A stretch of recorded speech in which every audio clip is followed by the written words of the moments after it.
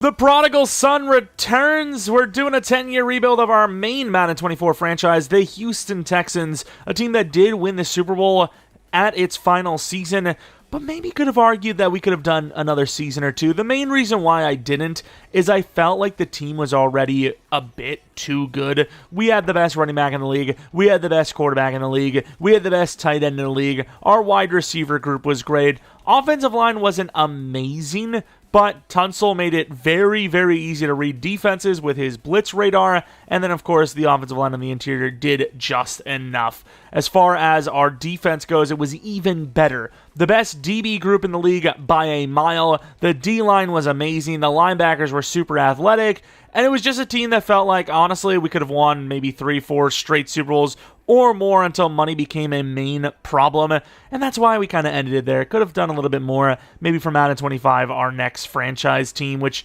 I'm leaning towards a couple of teams. We'll get into those, as it gets closer and closer to the game's release. I think maybe we'll do a little bit longer, but yeah, I just feel like this team got too good, too quick, and it needed to end a little bit sooner than maybe I would have liked in the beginning, but obviously, this team is really, really talented. We're going to be looking at this squad real quick as we head on into this 10-year rebuild. I mean, this is the quarterback, right? Like, how much more do you really need to know as to why this franchise ended a little bit sooner than, once again, might have expected?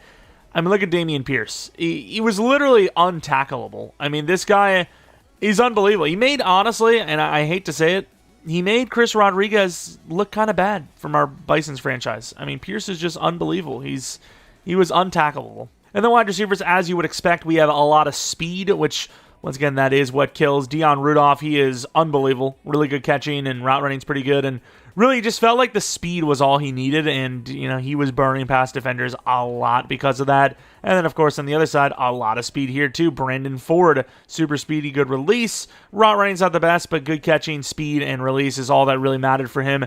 Once again, burning the defense. Nico Collins was technically the number 2, I believe. We kind of fluctuated. It wasn't always perfect in the receiving game, but we moved around the 1, 2, and 3 a lot. And then Nico Collins, I think, by the end of it, we played him in the slot, which I don't know if that was really a good thing. Definitely not for him, but it helped the other guys a little bit. But yeah, Nico Collins was great throughout this thing, and it was kind of crazy because he was killing it for us, before he did in real life, and it kind of felt like it was almost a foreshadowing of real life. Washington, he had himself a couple of decent plays here and there, but just kind of underutilized. Good in the receiving game, though. And then Boyer, we talked about, really, really good tight end.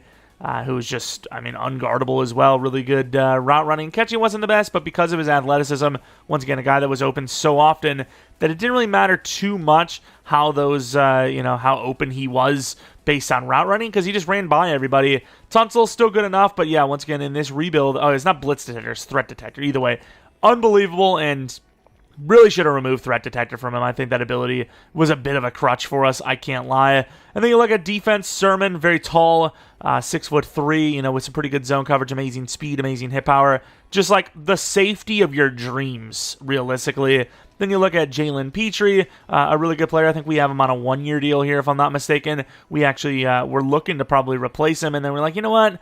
Give him another deal. Why not? Blackwell, another safety that we were looking to potentially, progress as a 6'3" guy, and then, Petrie, like I said, the contract wasn't too bad, so we were like, screw it, just keep him. Christian Harris had an unbelievable glow up, and he was easily the anchor of this defense. Obviously, we have a lot of good corners and pass rushers and whatnot, but he was definitely the guy, in my opinion.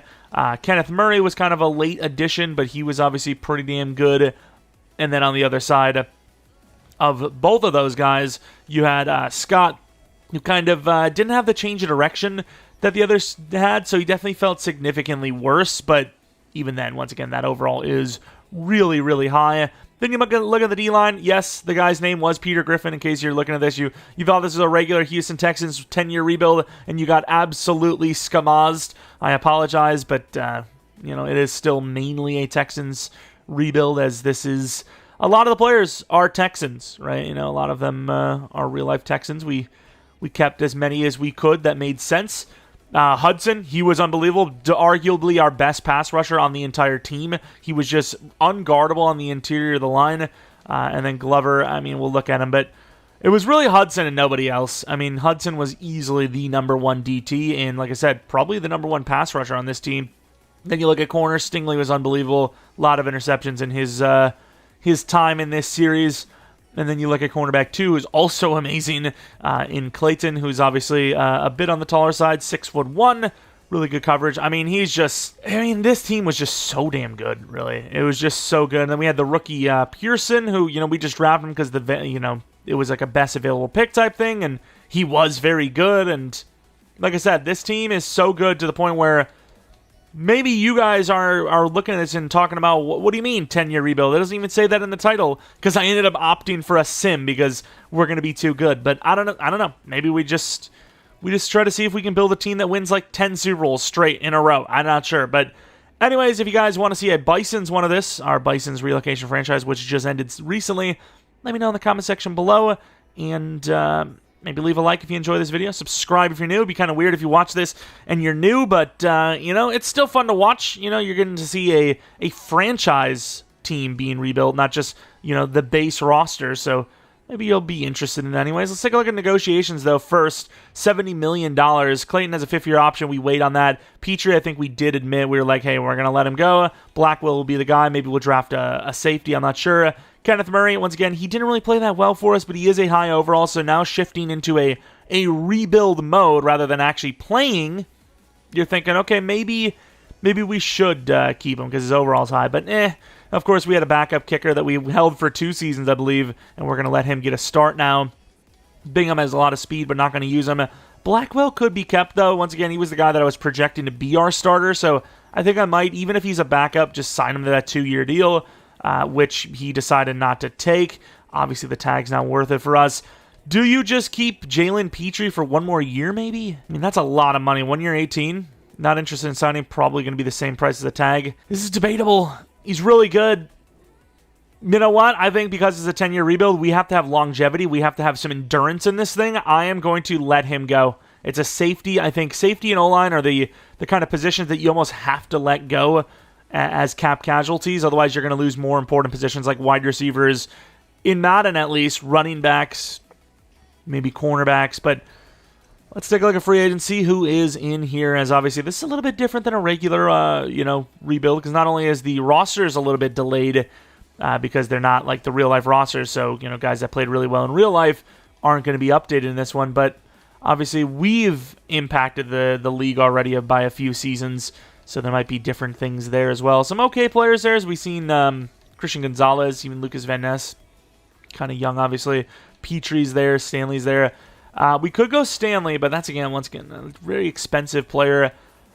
I really don't want to spend that kind of money on O-line. I'd rather just draft a guy and develop him, because this team is such a god squad that you would think, you're missing a strong safety, you're missing a tackle. You can make up for that with the immense talent that is across the board outside of those 2 positions. I think with that being said, we are going to save some money here, I think, and then replace what we need to replace in the draft. For our draft picks, we actually added, not added, but had an extra pick from Washington. Of course, every other pick is going to be in 32 per round. Still should be able to land a couple of decent players, at minimum, a safety. All right, we're in the draft, and we have a lot of 2 to 3 players, so I'm not too worried about just going straight to 32. And then, Pickens is one of my guys, though. He would have been a DT type. Don't really need him, but Glover needs a contract, and do I even pay him? I don't know. I don't need a tight end, and I just didn't scout them at all, but I guarantee these guys are going to be goated, right? Look at all the greats. Was every single thing on the left side great, by the way? I've never seen that, I don't think. And I'm not saying that's crazy because, if it was all elite, maybe. I have never seen all of the potentials consider the exact same before. That's kind of strange. He looks great, but he does look great. But I don't really need him, so I'm not going to be going that route. But let's take a look if any of those safeties are there. We also had a 1 to 2 safeties. We had 2 to 3 safeties. They all looked really good, though. So, and those 1 to 2 safeties are there. I think we might take one of them. I'm not sure who, though. I'd like to see someone 21. Because then I can maybe use them for the rest of this rebuild if they're good enough. Kenny Allen, maybe a little bit less likely to be that guy. I hate when that happens. I don't know who's better because the potentials for McCullough are slightly higher. What about Niles Pope? He looks better than both of them. 22, faster. Oh, man, I mean, it's really about who do you think is going to be the higher dev? Miami? Let's go Bob McCullough. Of course, he's normal. Still going to be the starter, though, no matter what. And if we're going to trade up, it's probably going to be into the third round, not higher than that. So we're going to be moving on to 32 here in the second round. Probably going to look for some linemen as well. If there's a safety still there, I might have to take them. They're gone. The guard, who's rated as a 1 to 2 talent grade, I don't know if I really believe that or not, is still there. Linebackers are there. Lowry's a little bit on the slower side, but he does have amazing ratings. Dobson is really elite speed. Everything else looks a little iffy. He's decent coverage, I suppose. I'm trying to think of what I want to do the most here. DT Leonard. O-line is a problem because we don't even have a tackle at this point. So is that guy, he's 6'3", so not really a tackle in my opinion. Henry Woods would be the best fit for tackle. Actually, no, Amerson would be. I'm going to go Amerson, I think, just because he looks the best to play right tackle for us, and we need a right tackle. Hindef, we'll take it. And I think now we move on till we have about 2 players left, and we try to move those 2 third rounds if we can up to get 2 players. Simply put, if we have to use a 4th and a 5th to do it, that's fine. We end up trading Glover to the Panthers for a 3rd this and a 3rd next. He's on 1-year deal. He's pretty good overall. He's 24 years old, 83 overall, which is, I mean, really good and really young. But we have Creed as a backup, and I also have Leonard, who I'm halfway tempted to grab. I think he looks pretty good. Moses Leonard, 22 years old, 6'1". Didn't participate in the combine, but all we need to know is that left side, which shows not the best of strength, probably something around the 82, 83 range, but very athletic with an A finesse B tackle. I'm willing to take that risk, and I should not have 83 strength as we expected, but Creed's going to be the starter. That was a terrible trade for us. But hey, we don't have to pay Glover now, and more importantly, we do have a 3rd round next year that we got off of them, so it's still something. 5th round pick. We still have that 4th round pick. Like I said, I'd be willing to trade that up again if I have to. Don't need that many offensive linemen, but at the same time, why not? I'm not going to really get much in the 4th or 5th round anyways, so might as well take a player I feel is good now. Could even go with Lowry. Once again, not the fastest player in the world, but he's fast enough, and his A ratings look great. I don't even know if that left guard is even that great. It's just we don't scout players all the way to full potential often, so that's probably why it looks like they're so amazing, but I'm still just not going to ignore it. I'm going to grab John Hall. Hindev, 92 strength, really strong. And we make another trade up. A 3rd this, a 4th next, and Riley for a 3rd round pick from the Steelers. Kind of want to take a look at the linebacker we have, because we did get Mathis, and we didn't really get to play him too much. He's not terrible. He's kind of similar to the guy that we're looking at right now. Lorenzo Mathis, as you can see, he is definitely not the fastest guy in the world, but I'd probably just move Jordan Scott to a middle linebacker spot and just work from there. So realistically, I don't need another linebacker, but I could use another lineman. We actually aren't in the best spot offensive line-wise. You look at a guy like Tunsil, he's probably going to retire in the next 2 seasons. Right guard's normal dev, right tackle's normal dev. I mean, we already have 2 linemen, but we could use a 3rd for the future. I think McCain, he's a big guy. Don't know if I would see that as a tackle, but definitely a guard. So Kevin McCain's going to be my guy with strength as well. And hidden dev, another 92 strength hidden dev lineman. This was definitely the lineman class, without a doubt. And I'm not sure what I'm going to do at 32. If that wide receiver's still there, he's a day 3. I highly doubt it. But if he is there, maybe I'll grab him. He had some potential, I think. I think we had a UDFA type as well, if I'm not mistaken. We did. We have 2. So Cedric Bush, 5'8", 22 years old, insanely fast, but not the fastest we've ever seen. And then Greg Babineau, once again, one of those really weird type of players. It's the 4th round. I think this is one of those special builds. He's got the agility build, and some of those guys can be superstar. I'm taking that chance. Damn it. He's actually pretty athletic as well. He looks like he could be a ton of fun if you're using him. But as far as for us, he's just going to be depth. Moving on to... I actually didn't look at the other players. Was there anyone? I went straight to wide receiver. I should have checked if any of the other guys we had were there. Probably not, though.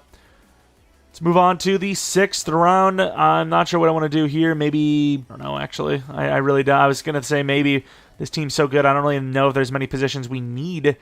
Finley, not that fast. Maybe a backup safety if they're fast enough, or potentially a running back. And then we're going with a quarterback, 89 throw power, 79 speed. Nothing special, just he had a bunch of B's and C's. Yeah, he did.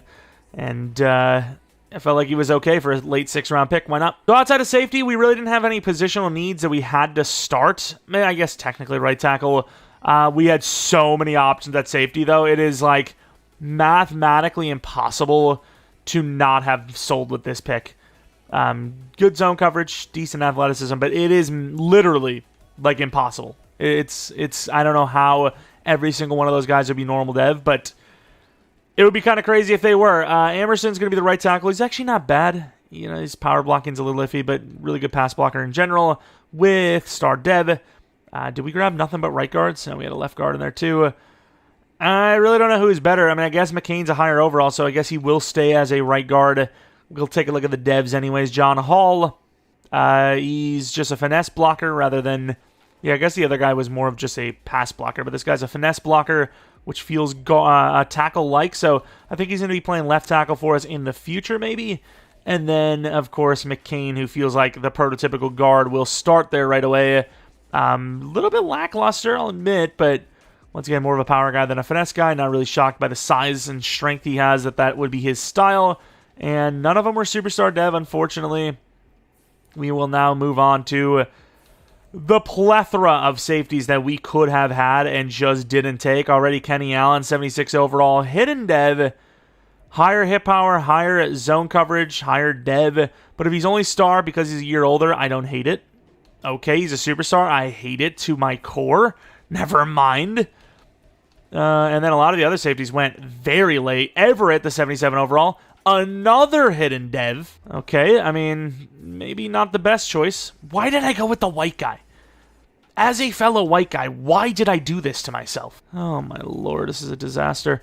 What else do we have? I think there was at least another safety or two. Montgomery was on the list. I thought there was one more, though. Every single one of them we didn't take is going to be hidden dev, aren't they? We took the only normal dev out of the, 5 we had on our list. There's no way I'm this bad. Man, this is a disaster. Was there any later? I mean, these guys are really high overall, too, but I don't think they were on my list. And then a 32, that might have been a guy that went a little bit higher than us. Larson, I can't remember if he was on my... Oh, Highsmith. Yeah, I didn't have Larson on my list, but I definitely had Highsmith. I probably would have taken Highsmith over our guy. I think he looked the best out of all of them. 75 overall. Well, I would have been wrong anyways. Normal dev, very good hit power. Yeah, that hit power would have tricked me because it was an A hit power with a B zone, I believe. Either way, we took a normal dev player, and I'm sad. I forgot about our boy Matthias King. The speedster coming in every once in a while. He was a lot of fun to run around with. He just moved really smoothly. But yeah, it's just a guy that I thought I'd bring up. All right, let's take a look at the team for technically year one of this 10-year rebuild. The right side of the line has been rebuilt, although it's not complete. It is definitely a work in progress, but that is a work in progress we're willing to work on. Left guard definitely needs to be replaced. Tunsil, the left tackle, needs to be replaced. But we have Hall waiting to replace one of those sides in general. So really just one more lineman. Wide receiver, we'll see what kind of players we can afford. Pierce, Stroud, they should be here for another minimum. Well, Stroud, obviously, for maybe the whole rebuild. Pierce, another minimum 4 years, I would hope, especially since he's already about 99 overall, and he's an X-Factor. Nico Collins probably gets replaced. I think Will Anderson needs a contract this year, so we're hoping we can afford him, which, we're going to have to, right? He's only 25 years old. Depending on how, we afford him, we could actually see him stick around for the rest of this rebuild as well. So definitely want to see that happen. Of course, we really developed him nicely, even though he wasn't always that great on the field for us, as he is dual style almost. Not power move finesse, but finesse block shed, which, that's 86 block shed for an edge rusher is pretty damn high. That's really high. It's probably one of the highest. Actually, you know what? I'm going to actually go out and look, because I would say it's the highest. It would not surprise me. Let's see for his position group. Okay, well, that's just untrue. Never mind, I've seen multiple. But it's still good, damn it. It's... okay, he's a left end, actually. But 1, 2, 3. All right, we're still looking. 1, 2, 3, 4, 5. 5. So he is the 6th highest block shedding edge rusher, which is pretty good. It's pretty good. But let's go on into this first season. But this is why we don't mind having a normal dev rookie, because we get that star dev K and 10k XP, which is better than we can get from star to not star. I don't know what I just said, okay? I don't. Just let me be. It's just the beginning of this 10-year rebuild, and I've already lost it. I forgot to change the national focus. Oh, no. this is bad timing. CJ Stroud's amazing. We're never going to let him go. But the reason why this is bad timing is because we noticed during maybe like year 6 or year 7 of a rebuild, teams become very broke. So if I can try to turn this into a 4-year deal instead, so then maybe down the line it's cheaper, that would be great. So this is a 61 million per, so 4 years. Oh, this could suck. Because like I said, we've seen it where these contracts end up becoming really bad for us later on when teams can't afford QBs and the QB market drops by a good 10 to 20 million. So, I mean, I'm going to try my best to keep that low as possible. I don't know if it's going to happen, though.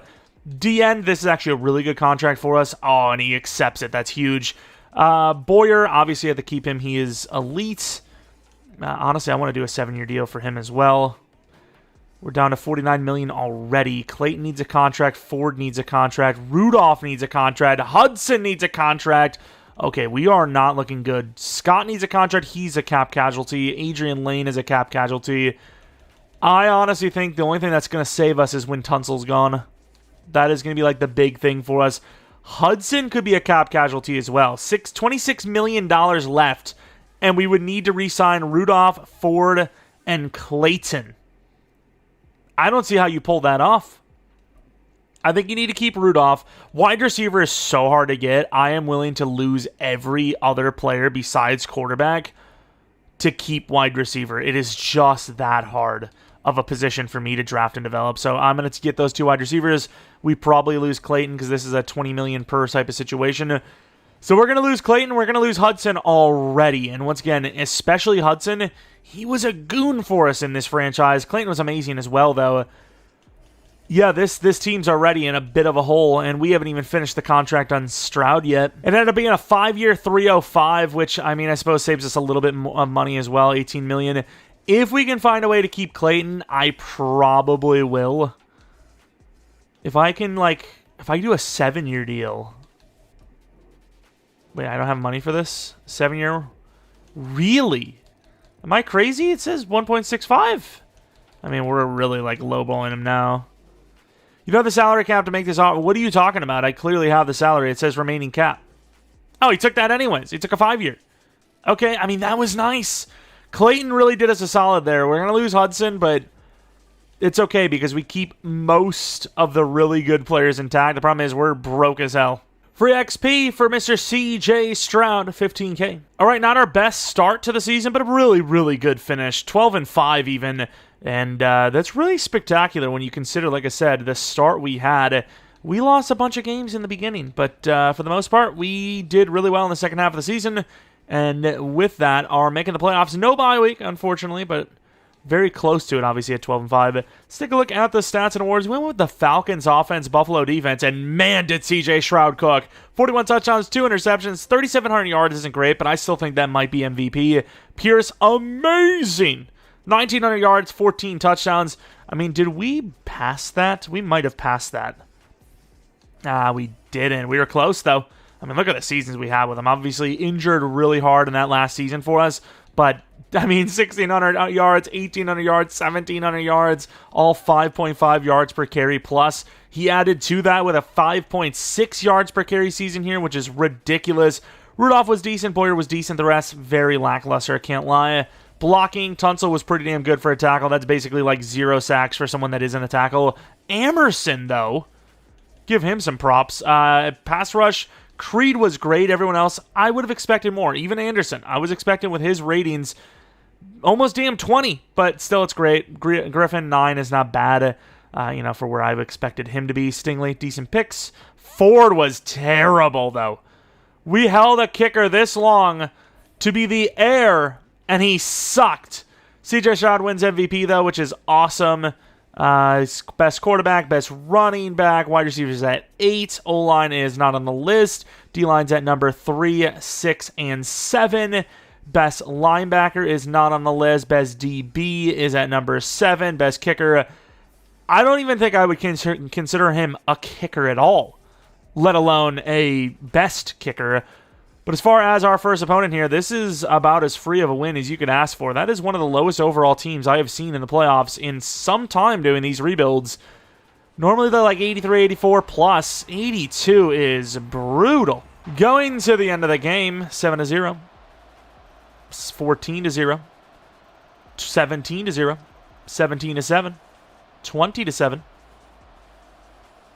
Still 20-7. 23-7. Defense is cooking up right now. Offense is doing good enough, but I will say the way the defense is played should have allowed the offense to put up more points. And even then, you could see that they climbed back really quickly, and I don't feel like that was a very convincing game for our offense. Pierce did his thing, but CJ Stroud was a little lackluster. I feel like he could have done a little bit more for touchdowns. I think we should have scored a little more than we did, especially with the defense being so suffocating. Will Anderson, though, outplaying Myles Garrett that's a tough thing to do, especially in Sim. And then Ford, 3 for 3, was amazing. It's weird with these kickers. Like, the kickers will do almost always the opposite of what they do in the regular season. Like, every time, it seems. CJ Stroud, he might even be straight up max. He's very close to it. Scrambler? Oh, I can't even do it. What does that even mean? It says 95. I think EA's math is a little off, but man, his ratings aren't. That's the thing with CJ Stroud. He was built very Jared Goff-like, which is not bad at all. That is not in... not Jared Goff.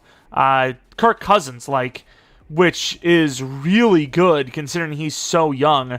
He was easily able to develop. He was like 90 throw power, like 88 everything for accuracy. He was so good. But the Chiefs, even though they're a lower overall than us, they are still the Chiefs. And, a snowy one.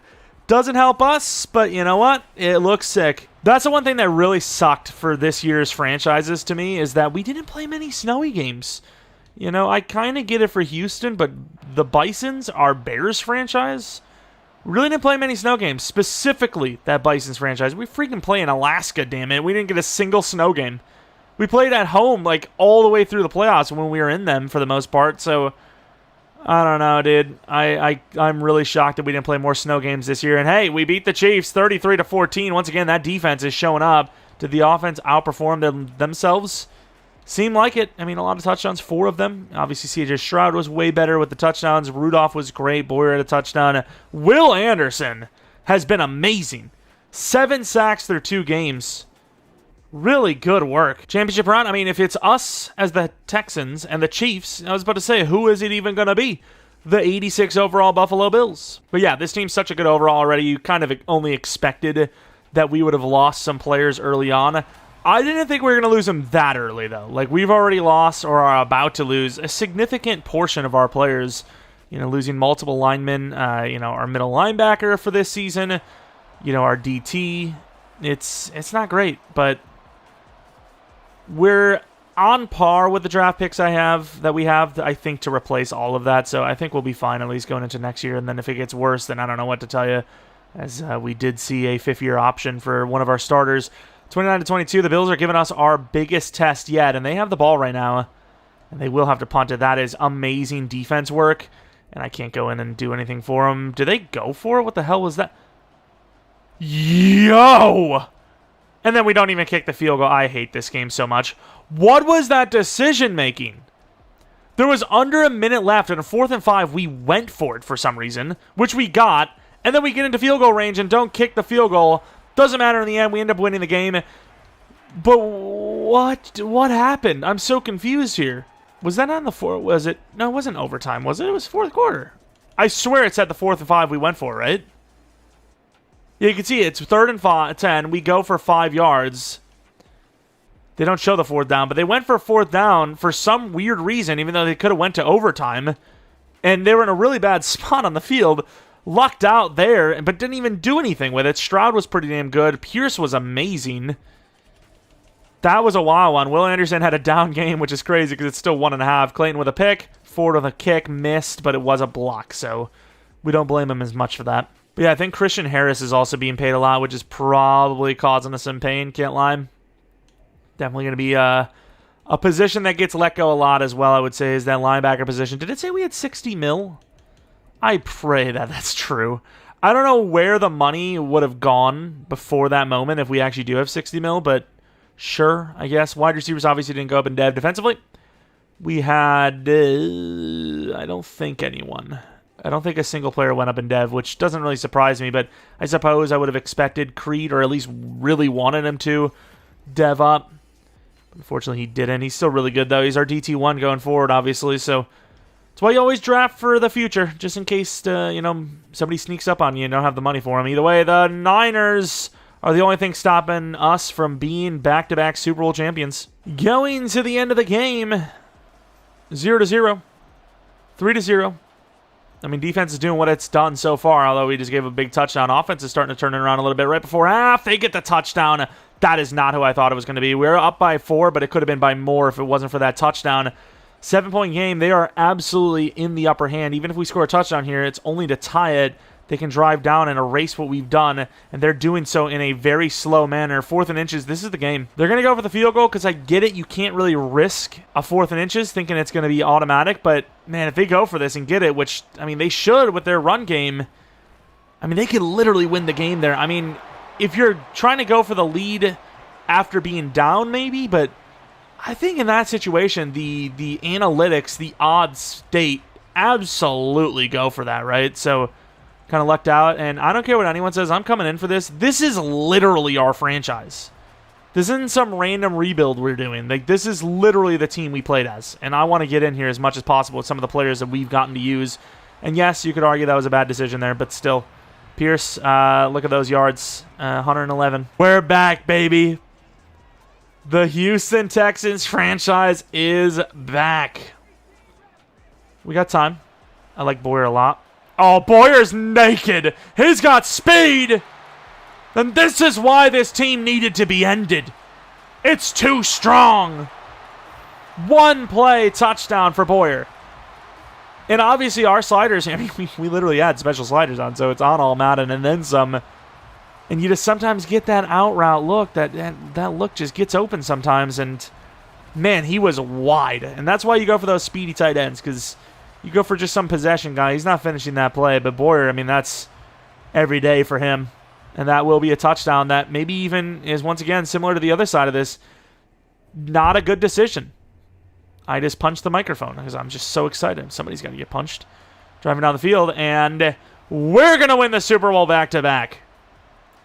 And it's not like we pulled off a miracle for this team, right? We watched a field goal not get blocked, and it was a huge touchdown, don't get me wrong, but we could have easily scored down the field slower, and it would have been even easier for this team to win, where the Niners actually had a chance to put up some points again before the game was over for themselves. About 1:20, and that's a lot of time.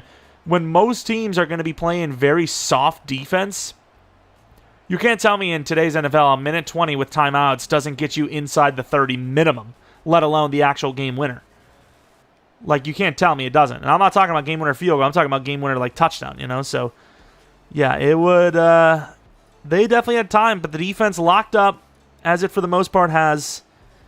And this team is going to win back-to-back Super Bowls. They're going to start out a 10-year rebuild with a Super Bowl win, which doesn't really surprise us here. I think if we do a Bisons one, though, I highly doubt we'll win back-to-back. It's not a bad team, but it's definitely, like, a little more on par with the other teams, whereas this team is, like, 6 overalls minimum on every single team. And even then, it wasn't perfect. We definitely struggled a little bit, but obviously C.J. Stroud threw 2 picks, had 4 touchdowns, 400 yards.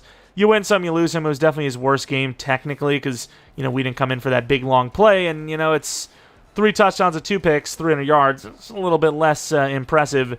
Pierce and McCaffrey both had a great game. Receivers, Boyer was amazing, so it makes sense that he would have been the guy to get that big play. Ayuk was great for them.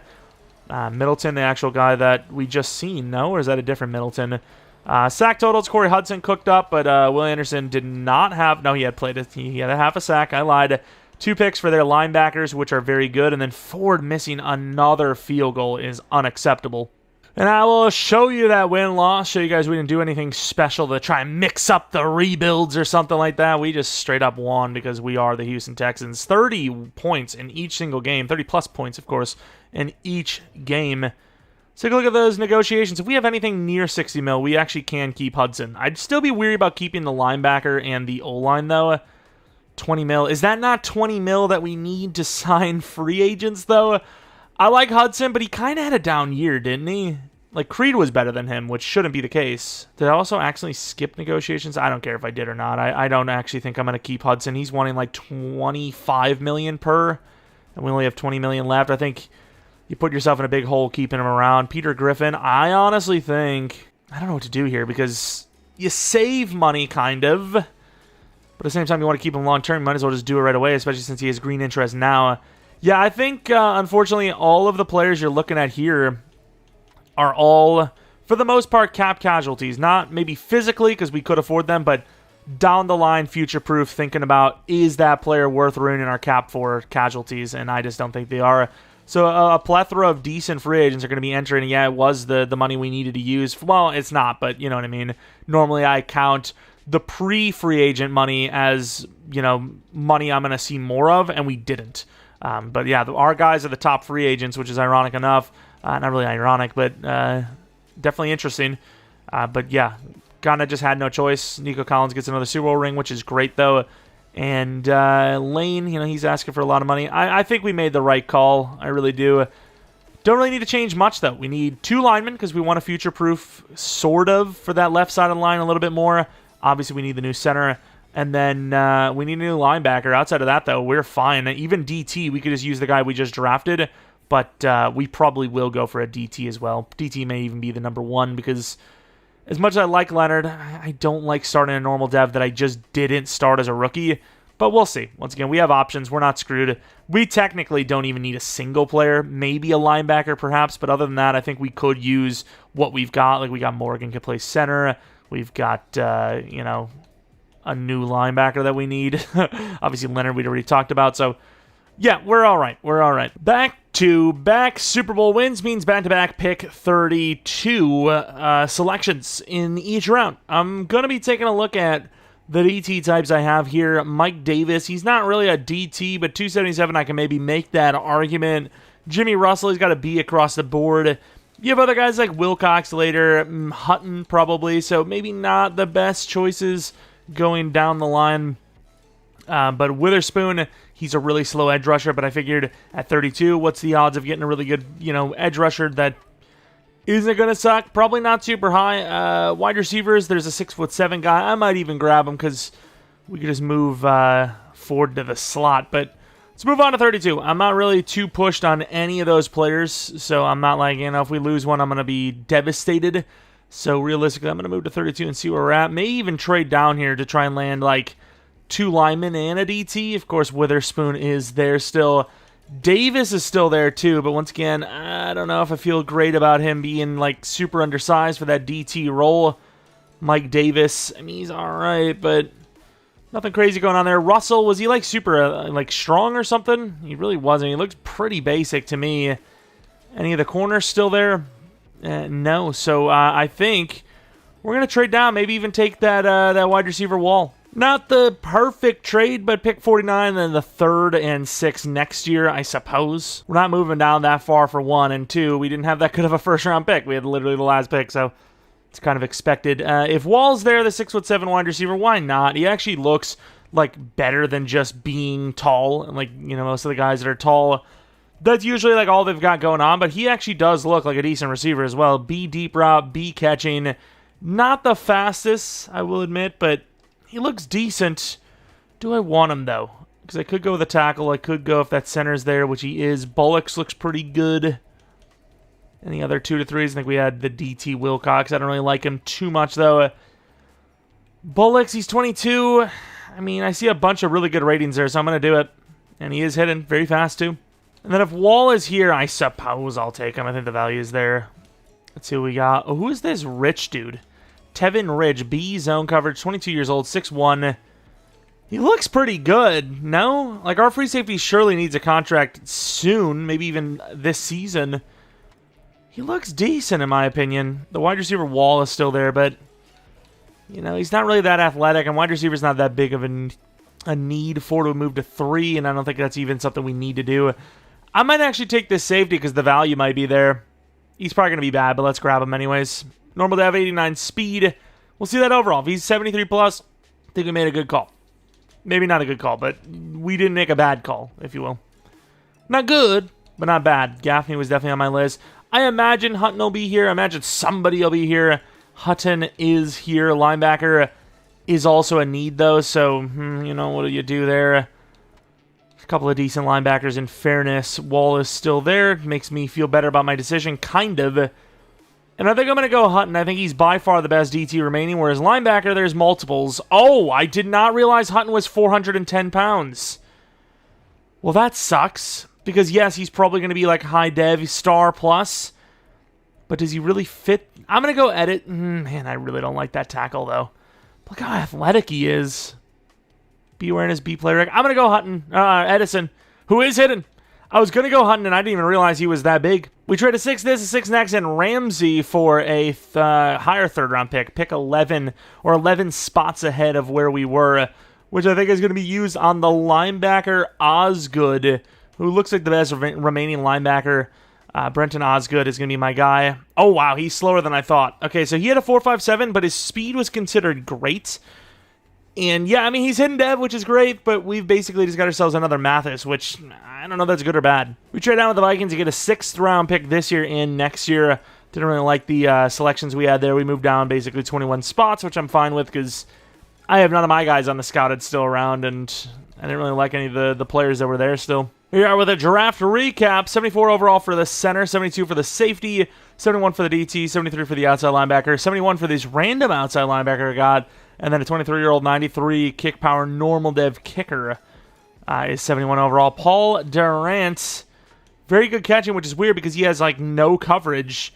And then when you look at Osgood, I don't know if I want to put him in middle linebacker, but I might have no choice. Not as good at catching. I'm going to put him at middle linebacker, I think. I guess unless I put Christian Harris there. Osgood, star dev, a little disappointing. But he's a starting middle linebacker, I guess. Drops down even further in overall. We love to see it. Frank Edison, automatic number 2, because not only is he a rookie with a chance at Rookie of the Year, but obviously he is hidden dev, whereas the other guy we drafted the year before is normal dev. Edison's dev is star, nothing special there. And then we look at the free safety, Mr. Tevin Rich. 6'1", 22 years old. Definitely usable, without a doubt. He's 6'1", and he's got some speed. He's not bad at all. And then Bullocks, who is, a finesse blocker, a little weird at 6'2", is hidden dev. I don't know if he's superstar or not, but yeah, I mean, a pretty lackluster draft, I gotta admit. I mean, not just really lackluster, but boring, right? Just a lot of boring positions. No wide receiver, no running back, no corner, nothing like super fun. No pass rusher. And speaking of 6'7" people that are tall, Marquise Donaldson, who we never really got a chance to use, is, I believe, on a rookie, his rookie deal's running up. So let's go with the Lions, get Dylan Simpson and a 5th-round pick. That 5th-round pick's really the main thing I wanted there. They offered him on my, trade block thing, and boom, there you go, solved. And we're going to end up flipping Simpson for a running back from the Bengals. Here we are, Season 2. Nothing really changes on offense. We ended up putting Bullocks as a left guard, but everything else is basically, the same. Nothing really changed. Backup running back, maybe. Defensively, Osgood's going to be thrust into the middle linebacker 1 spot. Edison as the number 2 DT. And once again, everything else stays the same. The real big question is, if we have some big names coming up, can we afford them? We're about to find out. $34 million. Oh my lord. Okay, so Sermon's 100% gone. I know it's like I'm basically against safeties, but they just don't have that much value in comparison to a pass rusher, which we're about to lose. Yeah, I mean, we're already really broke. This is why I wanted to offer that 5-year, or lower than that even, to CJ Stroud, because if the market ever resets itself like we talked about, it would be nice to be able to save some money with a guy that we obviously just can't replace. Griffin, 5 sacks, had 9 last year. Looks like he's on par for about 8 or 9 again. Once again, I don't know what decides if a player is good. Is it actually their statistics that they're putting up, or is it actually their rating? Does having a 94 overall edge rusher give us a better chance to win, even if statistically he's not playing that well? I don't know. So I'm going to try to lowball him a little bit. I say lowball, but a 384, he's willing to take it. Sure, but we're about to lose Sermon, we're about to lose Creed, we're about to lose Tunsil, we're about to lose, some backups. If we make the playoffs, we are the bye week team. I don't know why I said if, but if we win, I felt like we'd be the bye week team, but didn't need to win. We actually got it anyways. Pierce, the number 1 running back again. He's just been on fire ever since we took over this team, really, and it's continuing even after we're not physically playing the games, which is great. I mean, it's awesome to see. over 2,000 yards. CJ Stroud, I mean, he's still playing pretty well, but man, Pierce he's the truth. That could even be like close to MVP himself. Receivers, a little lackluster. Obviously, Boyer was great for tight end. Left tackle, Tunsil's great again, but probably going to have to, lose him this season. Will Anderson, 11 sacks. Griffin, 8.5. Edison, 8.5 as a rookie. Creed with 5.5. Maybe DT2 just does go off no matter what. Ford was better. We gave him a 3-year 12. Stonehouse is pretty good, and the rest is irrelevant. Looking at MVP, was he on the list? He was, but all the way down at number 10. Unfortunate stuff. Pierce is Offensive Player of the Year for the AFC, though. Rookie of the Year awards, we end up winning with Edison, which is amazing. Best QB at number 3. Best running back, obviously number 1. Wide receiver not on the list, not surprising. McCain, number 2. Hall at number 6. D-line, not on the list. Linebacker, not on the list. Kicker, not on the list. That's DB, actually. Kicker probably wasn't on the list anyways, but if it was, it'd be like really low. Yeah, number 9. But the playoffs again, a bye week, and a chance for the three-peat. The Steelers, we have a 95 overall. They have an 86. Our overall is definitely going to be dropping off hard, though. Sermon's going to be gone. Tunsil's going to be gone. That's 2 90-plus overall players. And it's not going to be easy to replace either of them at a high overall very quickly. Of course, the Chiefs are the team that will be awaiting the winner of this one. And if we want to win the Super Bowl again, we're going to have to beat the Chiefs again. Obviously, it wasn't the championship round, but still, that's basically the toughest team to beat in the AFC every single season, as long as Mahomes is there, which we do see, by halfway through, maybe a little bit later in these 10-year rebuilds, that Mahomes does actually leave. I don't know if it's a salary cap thing, but usually he's only asking for 50 per, which at this rate, that's like a steal for him. While I was yapping, we ended up winning 35-14. I don't want to disrespect the other team, but it definitely kind of felt like we're already thinking about the next week. Wall ended up getting more carries or equal carries to Pierce because we just didn't need to start Pierce that much. Game was pretty much won. Will Anderson was amazing. TJ Watt was pretty good. Griffin got a sack and no kicking. Obviously extra points, but no field goals. To the championship round, we already talked about it. It's the Chiefs. We know these things.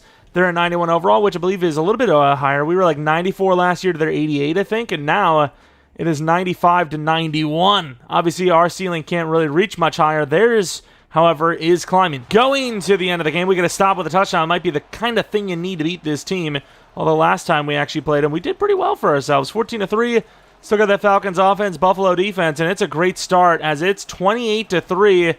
35-10, just when you thought they had a chance, this team puts up even more points. And this is the type of rebuild you should be seeing when you have a team like this. I don't know if it's because CJ Stroud's a 99 overall and basically every rating but throw power, but these are the types of games that we should be seeing, the types of seasons we should be seeing, which is why it pisses me off so much when we miss the playoffs with one of these 90-plus overall teams or don't even come close to the Super Bowl, let alone the playoffs. But this so far has not been that case. It's going to be the quite opposite of one of our normal rebuilds, and it is already a three-peat Super Bowl trip with a chance here to actually win three-peat on top of it. Don't know who's in the Super Bowl on the other side. Didn't really see much of the NFC at all, let alone who is in the Super Bowl. And it is the Commanders of all teams. Very interesting stuff. We actually had the same amount of wins as our bottom 2 division rivals did combined. And the Commanders, speaking of, only 9-8. DevUps on offense do not exist. Defensively, DevUps, I think Edison, and that's it, which is fine. That's kind of expected.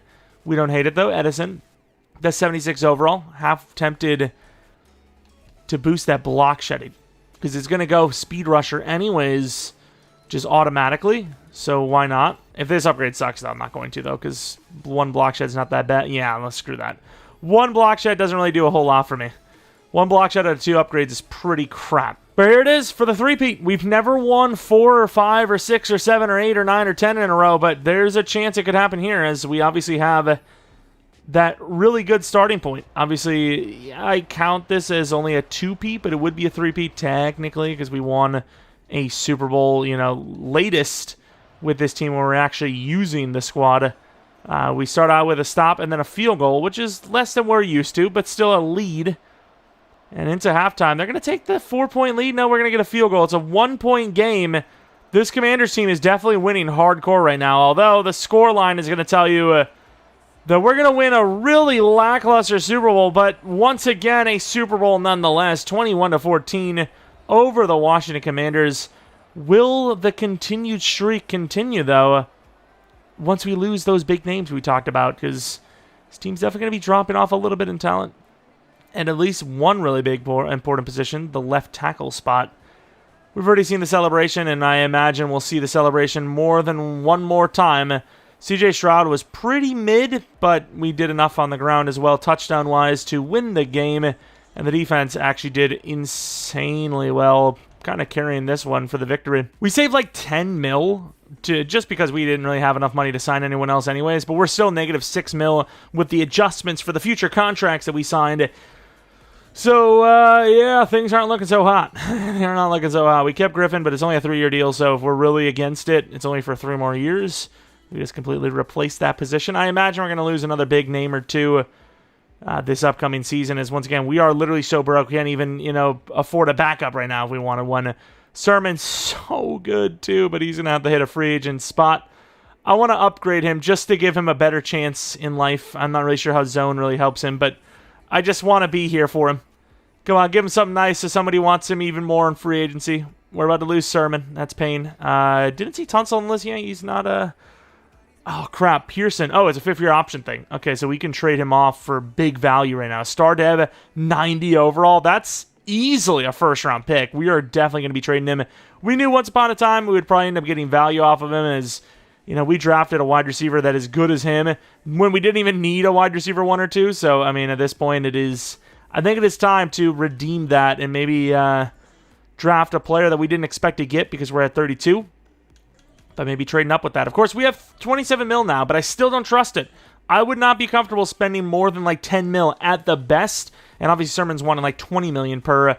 Tunsil, I would absolutely keep for the right price. I think... Man, I know he's not going to accept it. I said 10 mil is kind of my point. I'll do 14 mil. I don't think he takes that, but in case everyone else is broke, I got to shoot my shot and hope for the best. Losing our DT, can't afford any of the replacements here. Yeah, I mean, it's just... Maybe we get Tunsil, highly doubt it, and that's about it. The Saints will sign him, unfortunately. How much do they pay him? So Josh Allen about 52 million. Sermon, a 4-year, he gets his price. Tunsil about 27. Man, we are just filling... Like, that's another thing that's kind of sucks about rebuilds, which maybe I should start thinking about, trading players off before their contract's up, because in real life, we would be getting a crazy good comp for those players being gone. And obviously, because there's no compensatory system in here, it's basically a complete waste. It's just useless. Mathis could be worth something, but I think we'll keep him as a starter, and then if we can't afford him, which we definitely won't be able to, we'll just, replace him. DT needs to be replaced. O-line, obviously, we need a left tackle now, so we're just going to trade for as high of a pick as we can for Pearson, and, I mean, it should be pretty significant, right? Yeah, I mean, some of these players are really good. It'd be nice to grab somebody that's, like, already paid, but I don't know if that's going to happen. They just signed our old DT and are trying to trade him back to us. That is so crazy. The Cardinals, that's not a bad offer, though. Franchise tackle is very important, so even though he's 27, I'd be down. Ooh. The Golden Eagles are offering me Harris. I'm going to have to look at these one by one because I want to see if any of these guys are already paid, Because I can't afford a new contract for any of these guys. Am I crazy, or did they offer us lower than this? I ended up trading Pearson off to the Cardinals for Lewis and a second-round pick. And that second-round pick is good. But don't get me wrong, this corner is insane. He's 24 years old, he's super fast, and he's star dev as a 90 overall. That is very, very good. He's a very good player. So I think it's fair for a 27-year-old tackle who, he's good. He's quote-unquote a franchise tackle, but his ceiling is basically, for the most part, reach. He's never getting higher than an 88, 89 at best. He's a good finesse blocker, which is what I would choose anyways. He's got 3 years on his contract, which we're paying at least half of that anyways. But I don't hate that contract. I think, or that trade. I think that was really good. The problem is we're not going to have many other golden opportunity trades like that anytime soon, so we really need these draft picks to start hitting. Here we are with pick 32. We kind of need a safety. We kind of definitely need a lineman. We definitely need, maybe not definitely, but probably need a DT and a linebacker for the future, but as far as like what we need now, lineman, 100%. O-line is the biggest need. Daryl Bates, this guy looks pretty good, but not actually someone I had on my list from the get-go. So I'm going to go for somebody that's on my list. McCain looks pretty good. A block shed, B power move. Fowler looks okay. Allen looks pretty decent. Williams looks decent, but that tackle's low. Henry looks decent. Goodwin, we don't know about anything else, but he looks good with that finesse and block shed. We have a 6'4" corner. Don't really need a corner that bad, but the guy's value looks pretty good. I cannot lie. Day 3 corner, we got a guy that could play safety maybe. We also have free safety Lippett, who has good zone coverage. Watkins has good man coverage. The thing is, I don't like the high man coverage guys because obviously they're going to be hybrid types and they're going to be good at most things but not elite at one thing. But I will say most of the time they are hidden dev, and that is almost always the case. Let's take a look at him versus Lippett. Lippett, that left side speed doesn't look that good. But he's 21. He's got a B zone coverage, B tackle, A to C hit power. I mean, Watkins had more question marks, which is why I scouted him further. I'm really debating on what I want to do here. Do I not go DN, grab safety in the next round? Because we have so many options. You even have Sweeting, who I know is definitely on the slower side, but still. I think that might be our plan. I think I might go McCain. We're going to go Bob McCain, DT2. I hate it. I honestly hate first-round picks. That's all I can really say. We have a nice, of course, Lippett goes there. We have a nice draft pick here, allowing us to take someone decently high again. And even though I talked about hating the hybrid type, I'm going to go Manny Watkins. They're almost always hidden, I swear. I swear. And there he is, hidden dev. I mean, that's why I waited. Moving on to 32 in the second round, which will probably be a lineman. We got some options. Drew looks the best, but once again, that's another, center type that doesn't really look good as an actual, tackle or guard. Harris looks good to potentially play tackle. He's got the size for it. So, I mean, if we're going to go with someone that makes the most sense for left tackle, which is the position we need, I'm going to go Doug Harris. He's got the size and the strength even, and he's got the hidden dev. That's a good draft pick. And I actually only have one more linebacker left, and it might be a little bit of a reach to take him because we don't actually need linebacker this year, but we will next year because we're not going to be able to afford Mathis. Do I not try to make a trade up now? He's a 2-3 after all. Pretty athletic. Problem is, if you're getting rid of next year's selections to do this, you might as well wait next year to get the guy anyways. Although we do have 96, so if we can make this trade, I'd be willing to do it. Okay, so I think we can make this play, and then that third round pick might go Stallworth even. We got the trade up. That Stallworth corner, he looks like he's got high potential. Backup safety minimum. Looks like he could be decent. I might end up taking him. Also, let's take a look at these wide receivers, because for some reason they're still here. 21 years old, 5'10". He's got elite agility. Probably actually is pretty good. Turner, definitely not with that 23 years of age. Bozeman looks pretty damn good, too. He's got some decent route runnings. Not the fastest, but I bet you he's hidden. 23, though. Yeah, screw that. I don't want that. I will go for the linebacker, Kyrie Perriman. Hidden? Nice. Good draft pick. That was a good trade-up. Been having some iffy trade-ups lately, and that was not one of them. And now I'm debating it because, we talked about potentially going with Stallworth, but I like McNeil and I like Pritchett. Pritchett's got that speed.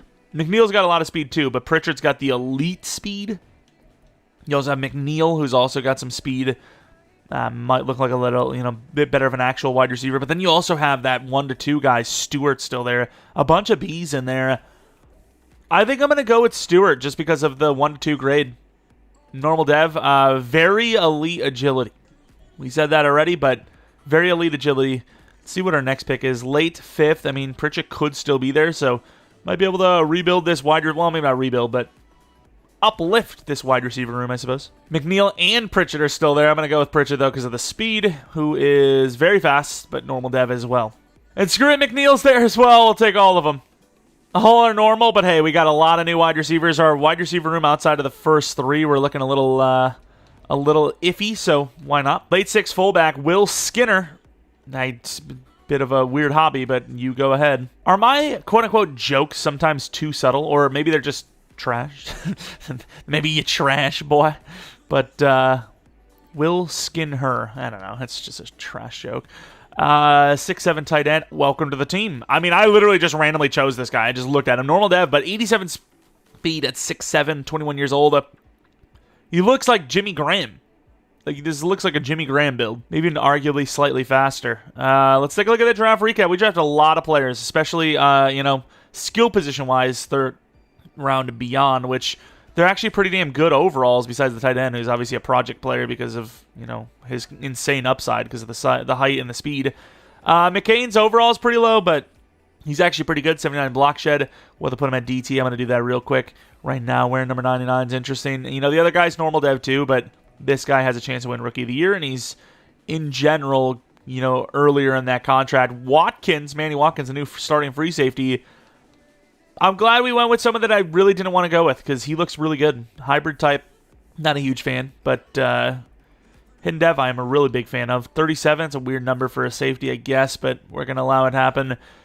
Another, guard converted to tackle was going to be a really low overall, but our right tackle, Amerson, right now, he's actually a pretty damn good overall right now, so, not bad. Star dev, would love to see one of these guys be superstar. That's all right. First pick in the third round for Kyrie Perriman, probably going to be our future left outside linebacker. He's a little raw, but he's got dual style. That's why I like drafting pure middle linebackers, because they usually do. Star dev, I thought if there was anyone that was going to be higher than Star, it was going to be him. George Stewart, very good short route guy. Insane agility. We'd love to see a little bit better in the juke ability, but still, he's pretty good. Other guys, we've seen wide receivers like that before. Let's take a look at Will Skinner. Very high overall fullback. 71 block shed. He's actually pretty damn good, to be honest. And then Sykes, who I'm a little interested about.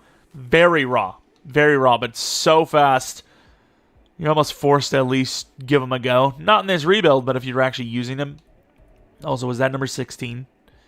That is disgusting. Here we are on Season 3, potentially going for the 4-peat. 3-peat in this, for us physically, but 4-peat for the actual team itself. The team is definitely looking worse and worse. Obviously, we have Lewis. I completely forgot about him for some reason when I went into the scouting, but you can never have too many linemen, so it is what it is. And then looking at the defense, DT's a little bit of a problem, but McCain, if he gets the early dev up like we're hoping he does, like McCullough did, which, I mean, look at him now, 85 overall, and he's really young still, 23 years old. I mean, things should be fine. All right, oh no, that's not good. Thankfully, the names aren't terribly bad that we're going to be losing, but Damian Pierce being one of those is not good. How much does he want anyways? Like, would we have kept him regardless? Oh, I don't know if I could have paid that anyways. $20 million per for a running back is crazy. But to lose our linebacker, which, I mean, even if I had the money, I wouldn't have done it. But to lose our running back, wide receiver 3, that's fine. Backup tight end, that's fine. Some of these offensive linemen, a lot of backups. But, losing Pierce is probably a dynasty killer, right? I mean, we're already a dynasty, but you know what I mean? Like, the greatest undeniable dynasty ever. 3-peat, it could happen, right? The Chiefs in real life might do it, but 4-peat, I don't know if that'll ever happen. I don't see a team ever doing that. Like, the stars have to align so hard, and if we lose Pierce, which we look like we're going to, I think the stars are about to unalign. Disalign? Disarray? I don't know. I think we're looking pretty good for that bye week again, which we are, 14-3. Oh my god. We have double the wins of any team in this division. Unbelievable stuff. Pierce, I mean, not really a contract holdout, but, like, we're not offering him a contract. Maybe he didn't do as well because of that, because normally he's in the top 3, maybe even the number 1 every single time for the running back list, and not even on the top 3 this time. Quarterbacking, the efficiency's there, but the yards/touchdowns could be better with how good this quarterback is. Pierce is still good, but obviously worse than before. Receiving, we're still not seeing those great numbers. I don't want to come off the Falcons playbook, though, because I feel like it's been kind of fair, and we're still winning. Defensively, Griffin was great. Anderson was amazing. The rest, not so good. Picks were a little low. Ford was much better, so I'm glad that we kind of gave him another chance. Punting was decent. Punt return, kick return game, no touchdowns. We're not really shocked by that. Awards for the MVP. Stroud at number 5 with that efficiency alone. Number 3 for Offensive Player of the Year with Pierce. Stroud all the way down at 8. Defensive Player of the Year goes to Will Anderson at 1. Griffin at 5. Offensive Rookie of the Year, no. Defense Rookie of the Year, no. That's a real big miss for McCain. Quarterback at number 3, so that's Pro Bowl. Pierce, number 1, still for the AFC, so that's Pro Bowl. O-line at number 2, no shots. Number 2 and number 6. D-line at number 1 and number 4. Linebacker, no. DB, no. Kicker at number 5. But another bye week. This might be our longest rebuild yet. I need to, anytime I can, I need to not yap. Going forward, obviously I'm yapping now. Oh, great. The Chiefs right out the gate. That sucks. All right, going to the end of the game. We have not really struggled too hard against the Chiefs in this rebuild so far, so why stop now, right? I mean, the Chiefs got the ultra scheme on both sides, you know. They're really good, offense and defense, but right now this team is just, we're built too well. 28-14. The Chiefs aren't going away, though, and with 40 seconds left, we have let them into the game, and it is now going to be overtime. That is crazy. Clock is running. I can't call a timeout. I'm literally watching the clock go. This game is so flawless. I mean, there's no point in even taking a shot now. I mean, I wish I actually had a play that, I guess this is kind of a shot. I mean, they're really far up. This is so stupid that this actually has a chance to work. I mean, let's see it. There's no way. Like, there's no way. The game wants to screw me on time management. They can get screwed on defensive play call management. I don't care. We're moving on. This game's a disaster. It is a disaster. The time management is so stupid. That one, I'm not going to say it's a time management problem where it's like, oh, they shouldn't have been wasting the clock. That's fine. You know, I would probably have run the clock down as well. But I was like, hey, maybe we got a shot to take, maybe get one look with these speedy guys and see if there's like a free one-on-one low-risk play. Pierce was unbelievable, but the receiving game sucked. Take away that 72-yarder from Rudolph, and it was a terrible pass game. But, yeah, they want to play shallow after the game. Screws me out of what I would have had, 10-plus seconds to at least take a shot 30, 40 yards down the field and then maybe get a field goal or something. They can eat that L. I don't care. Boom. Easy win. I knew that play was going to work because it was single high. Well, it's not even single high. It was like zero coverage, and our team is just too fast. It wouldn't even surprise me if Ford was open. I'm surprised that was honestly not more open. They actually covered it better than I thought they were going to. The Browns, we've played them before, up by 7 overalls on them. Going to the end of the game, the Browns with the ball first, get stopped. We get a touchdown off of that stop. They drive all the way down for a field goal. We counter with a field goal. It is a stop and then another stop. And right before half, we get a field goal. It's a 7-point game. Now it's a 14-point game. And with the touchdown here, we're headed back to the Super Bowl. And we are 27-6, 34-6.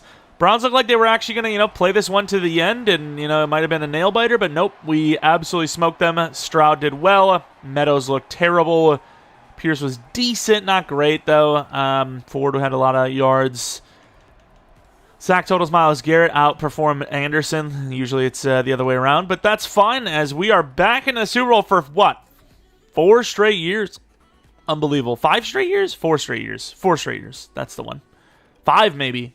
Because I can't remember if we lost the one before we won it in our last year actually playing in this franchise. Either way, let's go with physical. Ford is so unbelievable, though. Like, what's that physical rating, that release? 3 to spec catch. I mean, his short routes is worst attribute now, which is kind of crazy to think, but this team's good. Here it is, Super Bowl. Can we go 3 in a row? Technically 4. All I'm seeing here is that we made the right call. Even though it would have been fun to play on and maybe win a billion Super Bowls, we made the right call ending the franchise when we did. This team was as good as I thought it was, and honestly, maybe even better, because it is pretty hard to win a Super Bowl, even with the best team in the league. We've seen this so many times this year, last year, all the years of playing Madden. Yet, here we are with our 2-peat automatically, but 3-peat technically because of the game, the Super Bowl we won as actually playing as the team. But in general, with a rebuild, I mean, it is really tough, and yet here we are. Let's go against those Lions. No dev up from McCain really sucked, but we have a 9 overalls on them? That's pretty impressive. Kenny Allen? Did we know he was an X Factor? I think he was a superstar to start, right? And then he went to X Factor? I don't know, but Kenny Allen. McCullough's great, but Kenny Allen's an X Factor. That sucks. Although I will say, McCullough, we're not even going to be able to afford next season anyways. We're already negative 10 mil, and that doesn't even count trying to get Pierce back, which I might have to. Might have no choice but to try and get him back. I truly think, although the Lions are giving us a good run anyways right now, that losing Pierce is the end of this dynasty. I mean, you are going to drop off so hard in running back talent as we win our third straight, fourth straight technically. Wow.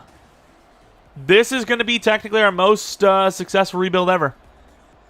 Technical 4-peat, 3-peat in the rebuild. Let's actually go for a 4-peat in the rebuild. What if we win all 10 years? Could you imagine? I think, like I said, the moment we lose Pierce is when it goes. Speaking of the man. But, yeah, I mean, this is kind of unbelievable so far. I think no matter what, we got to keep Pierce. Got to find a way to tag, whatever it is. Looking at Alexander, he technically outplayed Stroud, but through that pick, Pierce was amazing. Fumbled once, but who gives a damn? We won the Super Bowl again, baby. I mean, the league would, like, at this rate, the league would be losing viewership hard. Imagine seeing the same team win the Super Bowl 4 straight years. Like, it would just be so annoying to watch. And as per ritual, at this rate, we will show you guys the games. Boom. One more is all I ask. One more, and then we can just suck for the rest of the rebuild. I don't care. That's all that matters to me. Let's take a look at those retirements. We're still negative in money. Gotta find a way, though, like I said. Gotta find a way. Deion Jones retires. It's, he's just a mentor backup. And it's going to be tough, though, to find a way to get Pierce. Really hoping Pierce regresses a bit. Like I said, I just want one more win, so whatever it takes to get that one more win. It would be half a decade, and then it would be 4, which we've never done as an actual rebuild team. As you can see here, we are negative 9 mil. Pierce did regress a bit, which means that he is cheaper, but we still can't afford him, unfortunately. We're going to have to find something. We're going to see if there's any players on our team that we can get rid of. I think most contracts are going to be structured in a way that you can't, because that's how EA's done it. You can't front load any contract. It's all like very evenly based all around. Getting rid of Lewis is the only way, and as much as I think it would help, I don't think that's the move to do. I think we're going to tag him. Hopefully the tag is under 20 mil, and we're going to deal with the aftermath later, I think.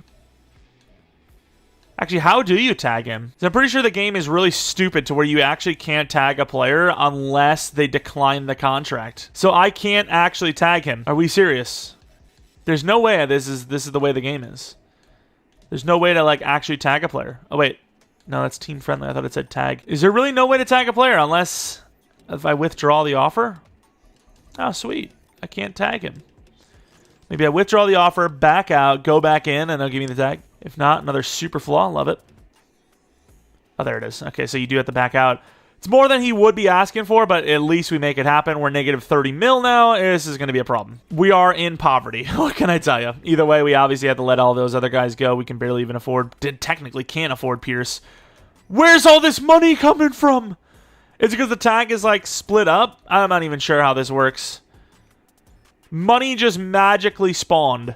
Was it because the cap room jumped? Oh my god.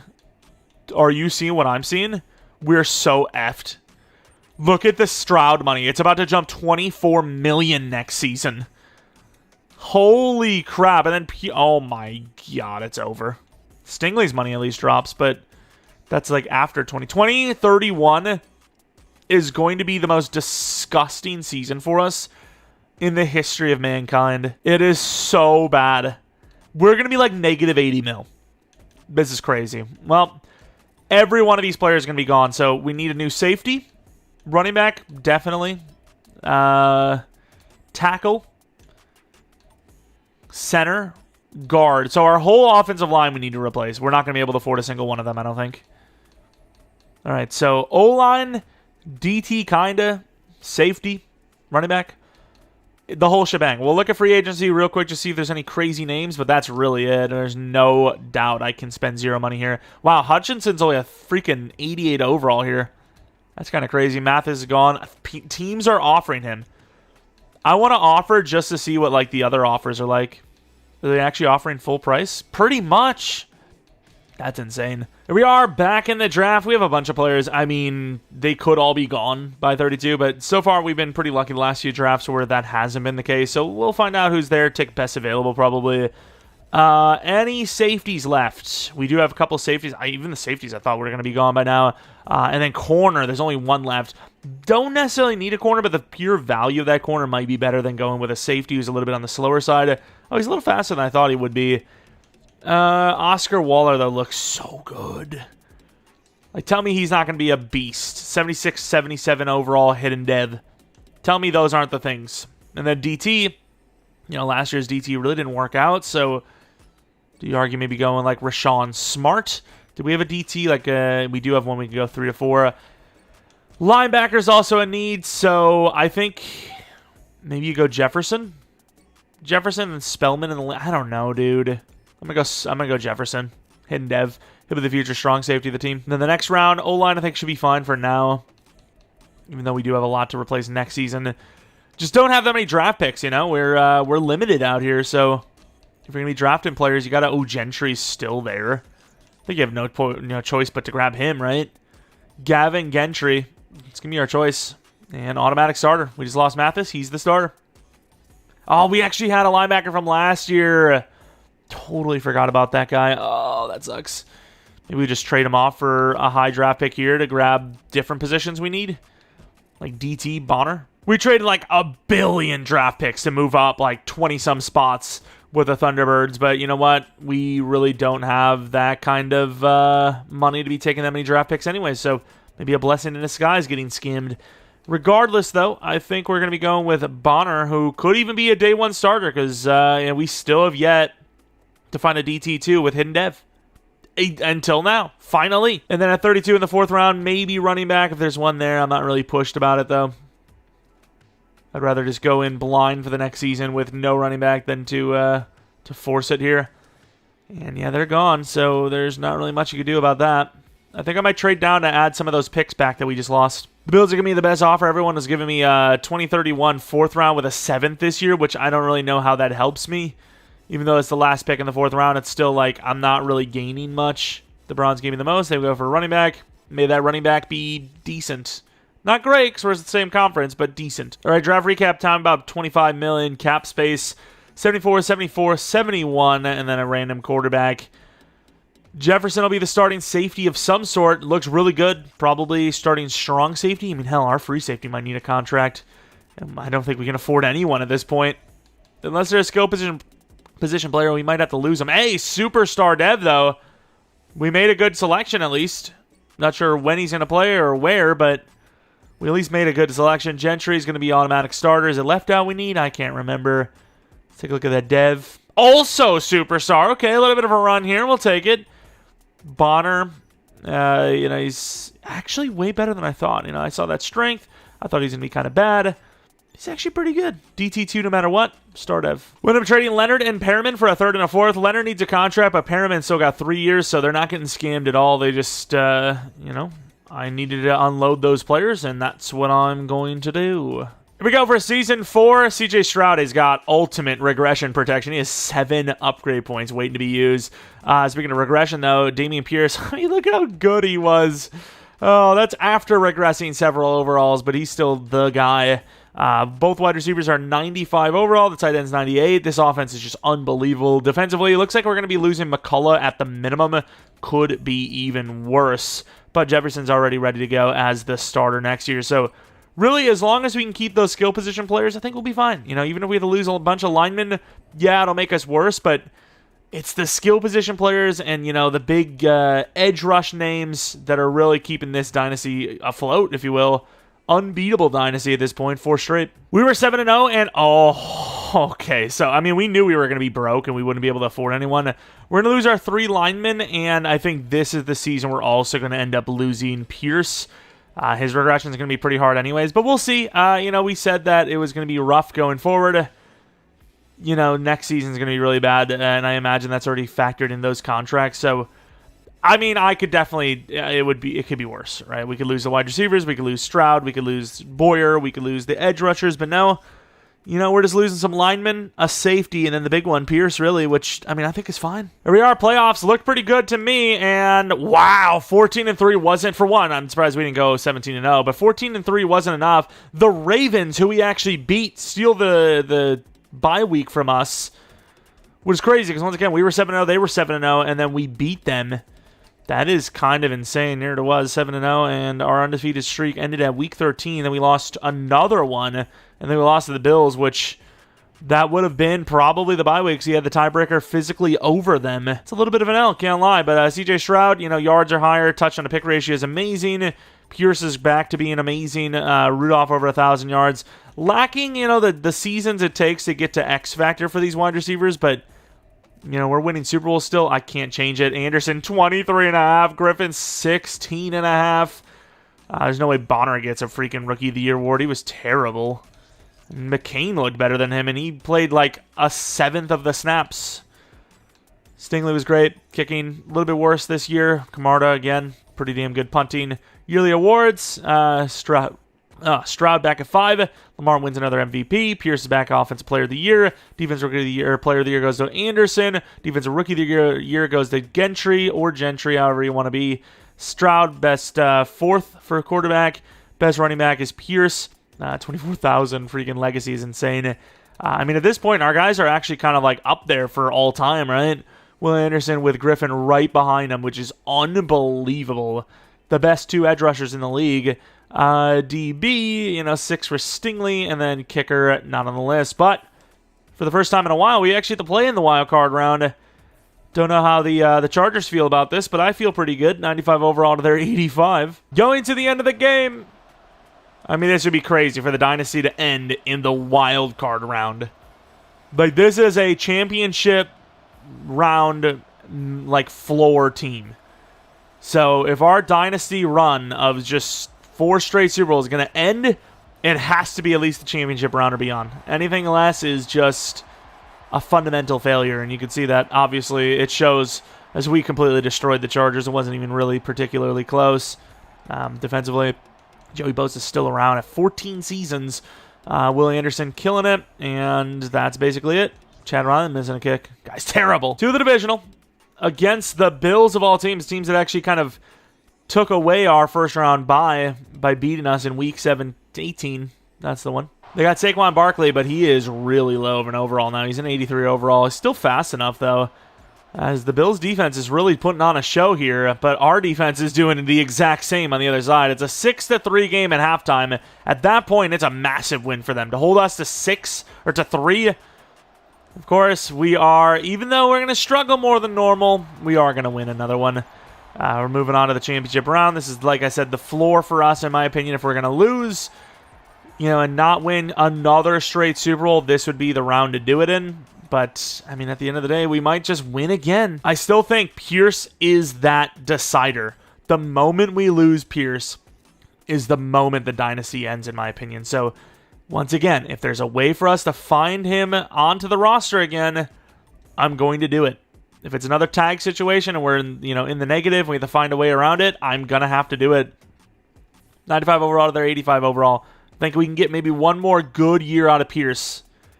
But I still think we should probably draft running back decently high this year just to have a backup plan that's not just going to be completely rookied out. End of the game. The Raiders. Another 85 or lower team. It's not a high overall team. We are just we're basically this season like the Rocky Balboa. We're just taking hits. Everyone else is Ivan Drago, and we hit them late when they're gassed out. As this one's looking a little bit more dangerous, though, as is our ball. Oh, look at it. Did I say it or did I say it? 90-yard rushing touchdown by Dameon Pierce when it's looking like this dynasty could be over. He calls game. Unbelievable. Dameon Pierce is him. 90-yard rushing touchdown. Look at him go. Look at the numbers. Stroud was pretty good. But Pierce carrying we had 9 carries the whole game. He put up a 90-yard run. It's like, maybe we should have ran the ball a little bit more. Wow, 4 sacks allowed for Dalton Jones. Peter Griffin and Anderson cooked. Max Crosby was pretty good in fairness. No picks, no missed kicks, and another Super Bowl trip for the Houston Texans. This is going to be a long rebuild. And it's the Vikings in the Super Bowl team that we also lost to, I believe, this year. So, we're facing off against some teams that beat us. DevUps, they're also the highest overall team we've faced so far, I believe, except for the Chiefs. DevUps, not on offense. No one is surprised. Defensively, any DevUps. Gentry is all the way to X Factor, by the way. Bonner, we already knew a star. How did he get to X Factor again? What was his season like? Defensive Rookie of the Year. I am shocked he went up in Dev. He must have had a lot of tackles because you can't go up in Dev because of awards. Must have been those tackles that did it, I think. But hell of a draft pick. That's why you always start the rookies. You always start the youngsters because they have a crazy season like this, and you're looking at a franchise-type player. Sucks those rookie deals aren't like 5 years. 10. You want to play on a rookie deal for 10 years? Okay, fair.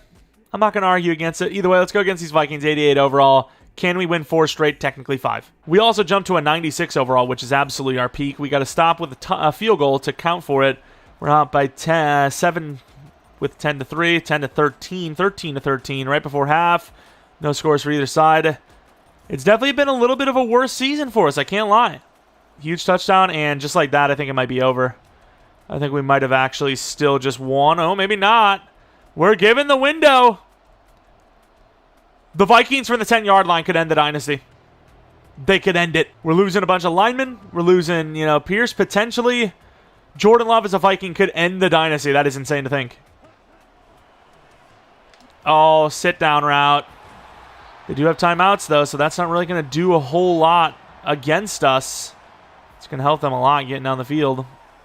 Going to run commit here. Or not run commit, but try and stop it, and that's a great stop.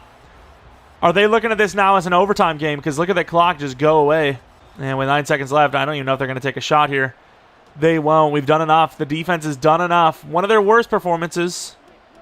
But still, the defense has done enough to likely force overtime unless they get the block. Which they don't. Overtime. The dynasty's in danger. And even though I don't believe we're actually going to get into field goal range, I kind of still want to play this 7-second scenario just because I want to use this team as much as possible before it's over. Although I will say if I want to go for a shot, I want to go deep so I don't have that chance of throwing an underthrown pick or something like that and getting them in range for a field goal. CJ Stroud, that ball is slightly underthrown. Ford's in pretty good position. Almost caught it. And that'll be overtime. Not a great game from CJ Stroud, I'll tell you that much. Looking at the yards, they deserve this win. Looking at those numbers, I mean, it must be the defense just holding them to field goals. Tails. Wow, we lost. Actually, that's a good thing. What am I talking about? You want... Well, I think I should be kicking here, but you want them to get the ball first, so... Matt, the way the game is right now, it doesn't matter if you win or lose the coin toss because you win. They're either going to choose the receivers or you get the ball and you get to choose to kick. All right, defense, make a play. Pick 6. Oh, they had a chance at a stop. This is not looking good. I mean, how many penalties? The league is sick of the dynasty. Oh, my God. From the 2, do you go for it? I mean, you don't win dynasties. You don't become a dynasty playing safe, do you? This gives me flashbacks of Pierce in the beginning. No one's on Pierce. Pierce is going to do it again. 4 straight, technically 5. And the NFL world is devastated. Houston can't be stopped. They can be slowed. They can't be stopped. They were a little bit on it more than, the last time we ran that play. But regardless of the point, the Houston Texans are going to win another. That is unbelievable. Half a decade of Super Bowl wins. That's crazy. Let's take a look at the stats and awards, though. Jordan Love was not good at all. Stroud wasn't great, but Jordan Love threw 3 interceptions. That is unacceptable, but the game's also saying that, the passer rating's lower for Stroud because that completion percentage was terrible, which I agree with. It was bad. It was a bad game. Nico Collins almost won the game for them. What a story that would have been. 4 sacks for Anderson, who's just doing it at a high level forever now. And another win. 9 freaking upgrade points for CJ Stroud, and they won't even let him upgrade the scrambler, which is just so stupid. Stupid buckets. I'm straight buckets. I don't know, dude. I'm stopping. All right, let's go on to the staff week. See what kind of retirements we have. Always bringing on players retiring with rings. And it will be Jamal Adams and Taron Johnson who retire. We are negative in the money. It's not a good look. It's even more negative than I thought. I think this because it's 2020 or 2031, which is the year we thought it was going to get really bad, which so far I agree. I think it's going to be really bad, but I say re-signings aren't going to be so bad. Then next year, what's Pierce's overall? He's still insanely good, though.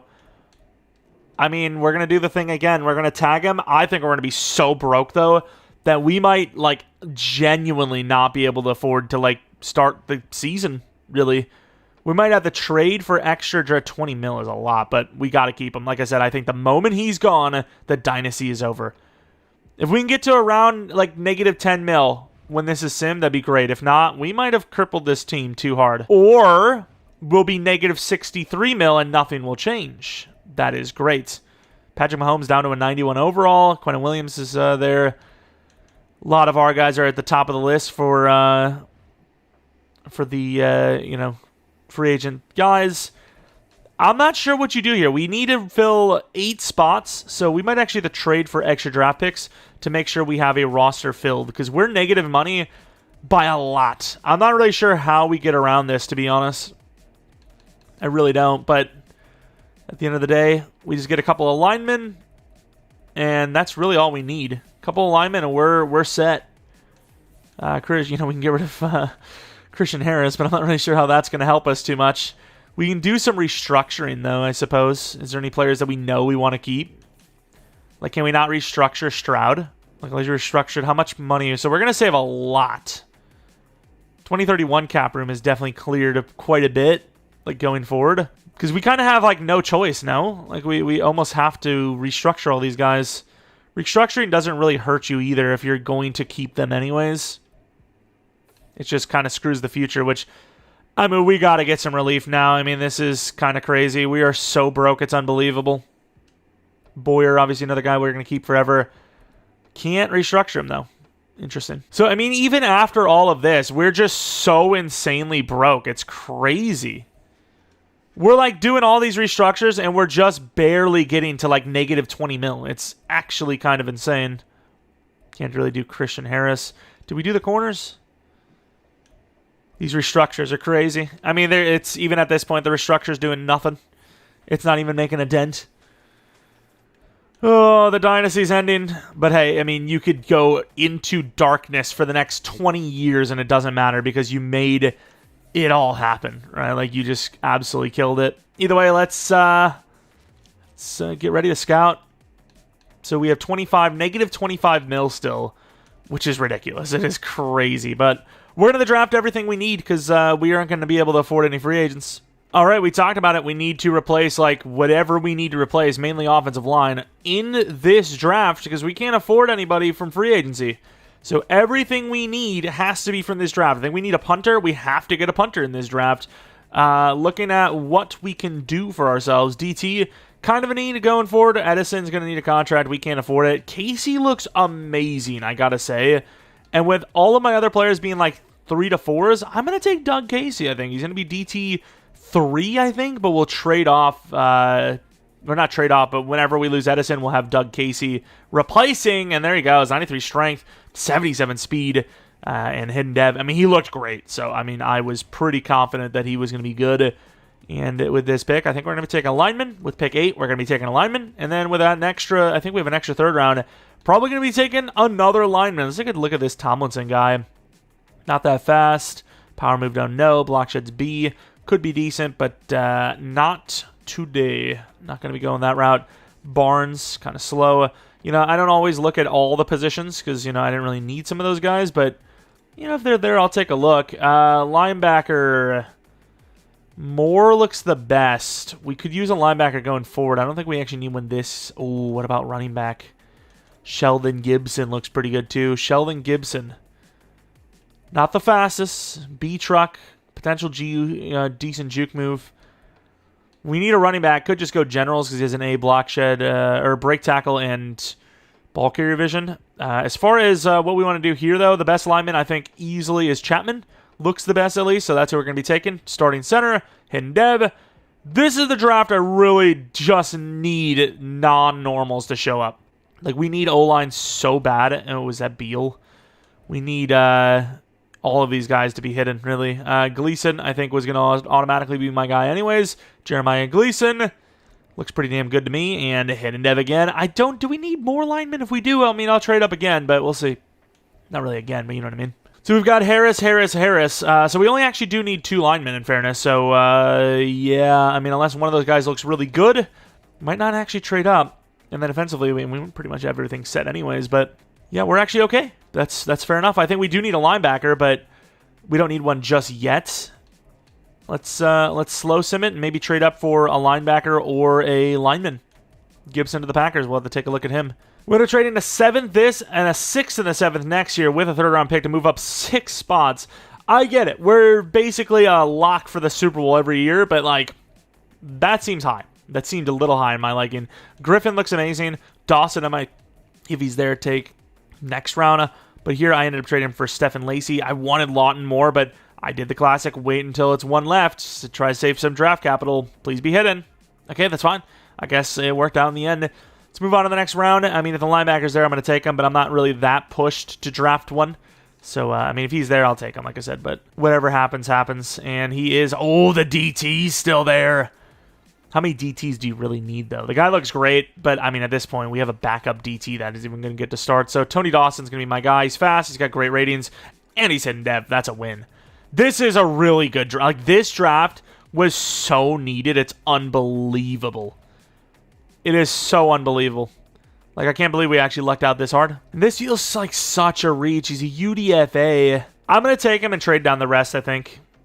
Oof, normal dev. I mean, I've seen UDFAs go all the way into the 5th round, in fairness, but still, there was something about that was like, We're going to try to trade down to, like, the 7th, if we can. It'd be nice to get, like, something next year. I think the Vikings are giving me exactly what I was about to say. Something next year with this year. The Raiders are giving me the perfect trade. 4th round next year with the 7th round this year, which will land us that fullback or the punter, even if they're terrible. And we'll have at least enough players to start the season. Not sure if they're going to give us like a warning, like, hey, you're operating under cap. You've got like 1 season left. Otherwise, the rebuild ends, idiot. Which, in fairness, I would still think it's a great rebuild, and I don't really care. We got an insane one, but yeah, as far as like being kicked out, I mean, it would kind of suck, I guess. Are any of these punters going to be good, though? That's the question. And the other guy had good. With decent. Now, decent's worse than solid, isn't it? So, yeah, we have to go Kerr. He's the only guy with good kick power. So, we're going to take Anthony Kerr. Normal dev, 93 kick power, 80 speed. That's perfectly fine. So, what's that cap looking like now? It's going to be even lower. Negative 34 mil. Oh, my God. I don't even know if they're going to let us play. I actually genuinely don't know. The rebuild might end here. It might be a 4-year rebuild instead of a 10-year rebuild. Of course, Doug Casey's unbelievable. He'll be the future DT when Edison's gone. You would assume sooner or later, though, the money is going to balance itself out. Like, I get we have 2 20-plus mil edge rushers, 2 20-plus mil wide receivers, a 50 to 70 mil quarterback, and, you know, all these different players, but we're losing safeties every year. We're losing linebackers every year. We're losing the whole offensive line every year, pretty much. You're telling me now one of these years we're finally just afloat for once? No? Okay, I guess. You win. Don't know why we're even like looking at the devs. I mean, at the end of the day, it doesn't really matter as long as they're hidden. I'm happy. Superstar is great, but it's very rare. And because of that, I mean, whatever. What else do we got? Middle linebacker, 74 overall, though. Not bad. 74 overall. He'll be the middle linebacker 1 next year, probably over Osgood when we can't afford him as well. Star dev. I mean, we have to do whatever we can to keep Pierce, which is why we're really in the negative. If we let Pierce go, it would have actually been pretty damn close to average or, you know, neutral back at base money, but that's just not how we're operating. We know that once he's gone, it's all over. I just know it. And, of course, we have 52 players. We can't even afford a 53rd, but, hey, that's the roster. What we got now is what we got. Here be the squad. You know, we're hanging on. We're barely hanging in there. We do have an extra lineman, though, going forward. So if we lose Bullocks, we lose Lewis, we lose Harris, we'll be fine. The skill position's still intact. That's the main thing. Osgood will be replaced. Christian Harris, I don't know when he needs a contract, but, I mean, we're managing, right? As long as we can keep the core players like Anderson, Griffin, I guess Stingley and Clayton, and then, you know, obviously quarterback, wide receivers, tight end, maybe even Pierce one more year. Those are the big names. Everyone else, I think they're replaceable. All right, the disaster has arrived as we are once again beyond broke, and some big names like we talked about we don't want to lose. Griffin, the edge rusher, looks like he's going to be gone. It was a very costly contract. In fairness, a 3-year 100. Edison's gone. Bullocks, the guard, is gone. Christian Harris is gone. Osgood is gone. Pierce is gone. Lewis is gone. This is a bad time. It is a bad time to be around. I think it might be time to actually have to replace some of these players because, once again, we are too broke to even sign any of them. I thought we would have been able to at least sign some, but nope, we are beyond repair. This is 100% the last season of the dynasty. Going to the playoffs, 13-4. It was good enough for a bye week this time. I mean, at this point, I don't think you guys need to see that we're, like, winning games. The schedule kind of is irrelevant. Like I said, though, after this season, I worry. I definitely worry. Chapman could win Offensive Lineman of the Year with 1,210 snaps played and 0 sacks allowed. The line was actually really good despite being, filled with a bunch of rookies. I gotta say, Griffin is making it a lot easier on me to decide to move on from him because he's not that much younger than Anderson. Anderson's like 30, 31 probably. 29! I mean, yeah, Anderson can carry, and we could actually maybe get back into the positive cap room-wise by letting him go. Ford, he needs a contract, but even if he wasn't playing like crap, we probably wouldn't be able to afford him, but he is. Of course, Stroud drops down to 7, Pearson number 2, Anderson at number 1, Offensive Rookie of the Year, Defensive Rookie of the Year not on the list, Pierce at 1, and Chapman does! He actually won Offensive Lineman of the Year as a rookie. Wow, that's actually pretty impressive. He's going to go up in dev. He's Superstar Dev as a rookie. I don't think we've ever had that. There is a lot of, firsts in this rebuild. First time I've ever been kicked out of a rebuild because we're too negative. Thankfully, that didn't happen, but it could have. We have only 6 overalls on the Bills. We obviously have regressed a bit because we've lost some starters, but we're managing. We're fine for now. I just wonder once CJ Stroud and those other kind of guys, their big money contracts start to dwindle, and then we're more in line with the actual averages around the league. If that's when we can fix things. Of course, we're going to be losing Griffin by then, and maybe some of the corners. But at the end of the day, we're doing pretty well. I think we're still with a Super Bowl win streak. That's definitely impressive. This many seasons on, 5 straight Super Bowl wins technically, as we are headed to the championship round to go for another. This probably won't be beat. I don't think we'll ever beat this. And I'll make the argument of, is this even entertaining to watch? I mean, maybe, kind of. But, it's a 10-year rebuild. It was asked for, so that's what's going to happen. Here we go, just like that. Championship round. We love the first round bye. The Ravens, they are only 5 overalls less than us. I mean, it's going to happen sooner or later.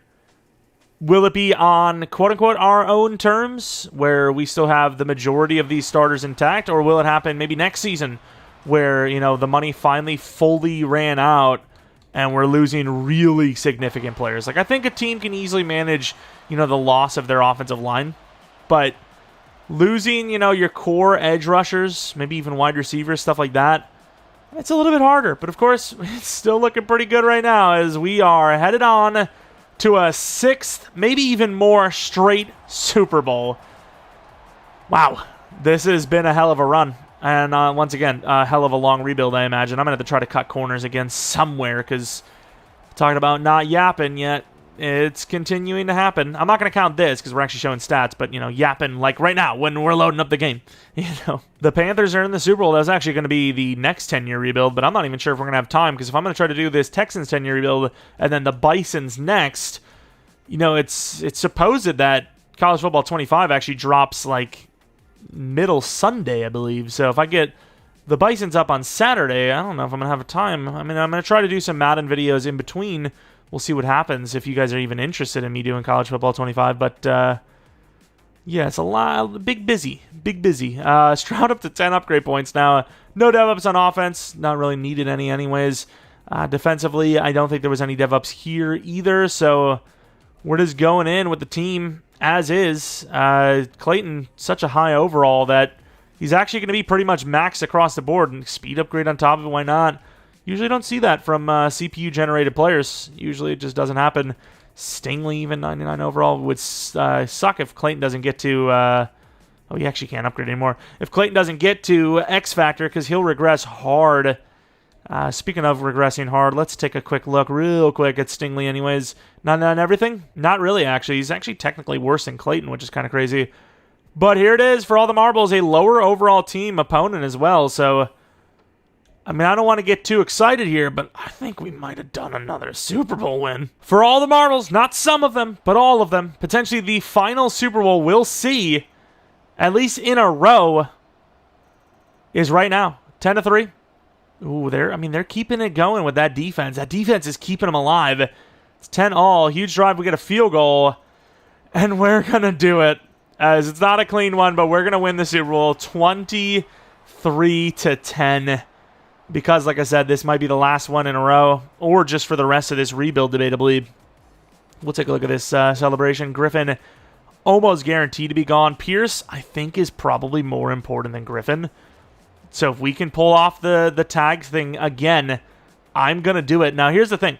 You can say it's unrealistic for him to keep playing on the tag like this, but in real life, if there was a running back getting paid, especially in their 30s, $20 million a year, they wouldn't even come to the contract talk table. Like, yeah, you want to do that tag thing again? Go ahead. I'm fine. I'm chilling. I'm all right. $20 million a year to play running back is crazy. So I don't want to hear it. I'm hoping we have more money, though, so we can actually re-sign him for cheaper if possible. It would be nice because we'd actually save some money because we're losing on this tag. But there it is, C.J. Stroud with another Super Bowl. He's the greatest quarterback of all time. Without a doubt, I mean, this is the greatest team of all time. Unbeatable. Looking at the numbers, I mean, nothing really spectacular here. Rudolph was pretty good, I suppose. I mean, not even really much sacks going. Leonard, one pick for Stingley, I suppose. Like, who's even the Super Bowl MVP in a situation like that? Stroud was good, but he wasn't great. I guess you would still call it him. Since they were all bad, you just give it to the quarterback? I don't know. They weren't bad. They just weren't outstanding, right? They weren't standout performances. And once again, we'll show you guys the win-loss. I mean, this has been a ridiculous one. See if we can keep it going. I mean, this has got to be, I don't even know if it might even be a Madden record. Maybe a little bit on the less legit side since we're actually, we actually use this team. So it was a really good roster before the rebuild. So, it's technically a bit of a longer rebuild, if you will. And even after that, we're still in the negative. I mean, we're losing tons of players here, and yet we're still in the negative to start off the offseason. At least it's not as bad as before, but it's still not good. Once again, we're going to try to find a way. It's got to be Pierce. If there's anyone we're going to try to find a way to keep, it's going to be Mr. Dameon Pierce. Negative $8 million, losing, once again, ridiculous amounts of starters. Griffin will be gone. Edison will be gone. Bullocks will be gone. Christian Harris is gone. Osgood is gone. Pierce is not going to be gone. We're going to try to keep him again. Lewis is gone. McCain is a fifth-year option player.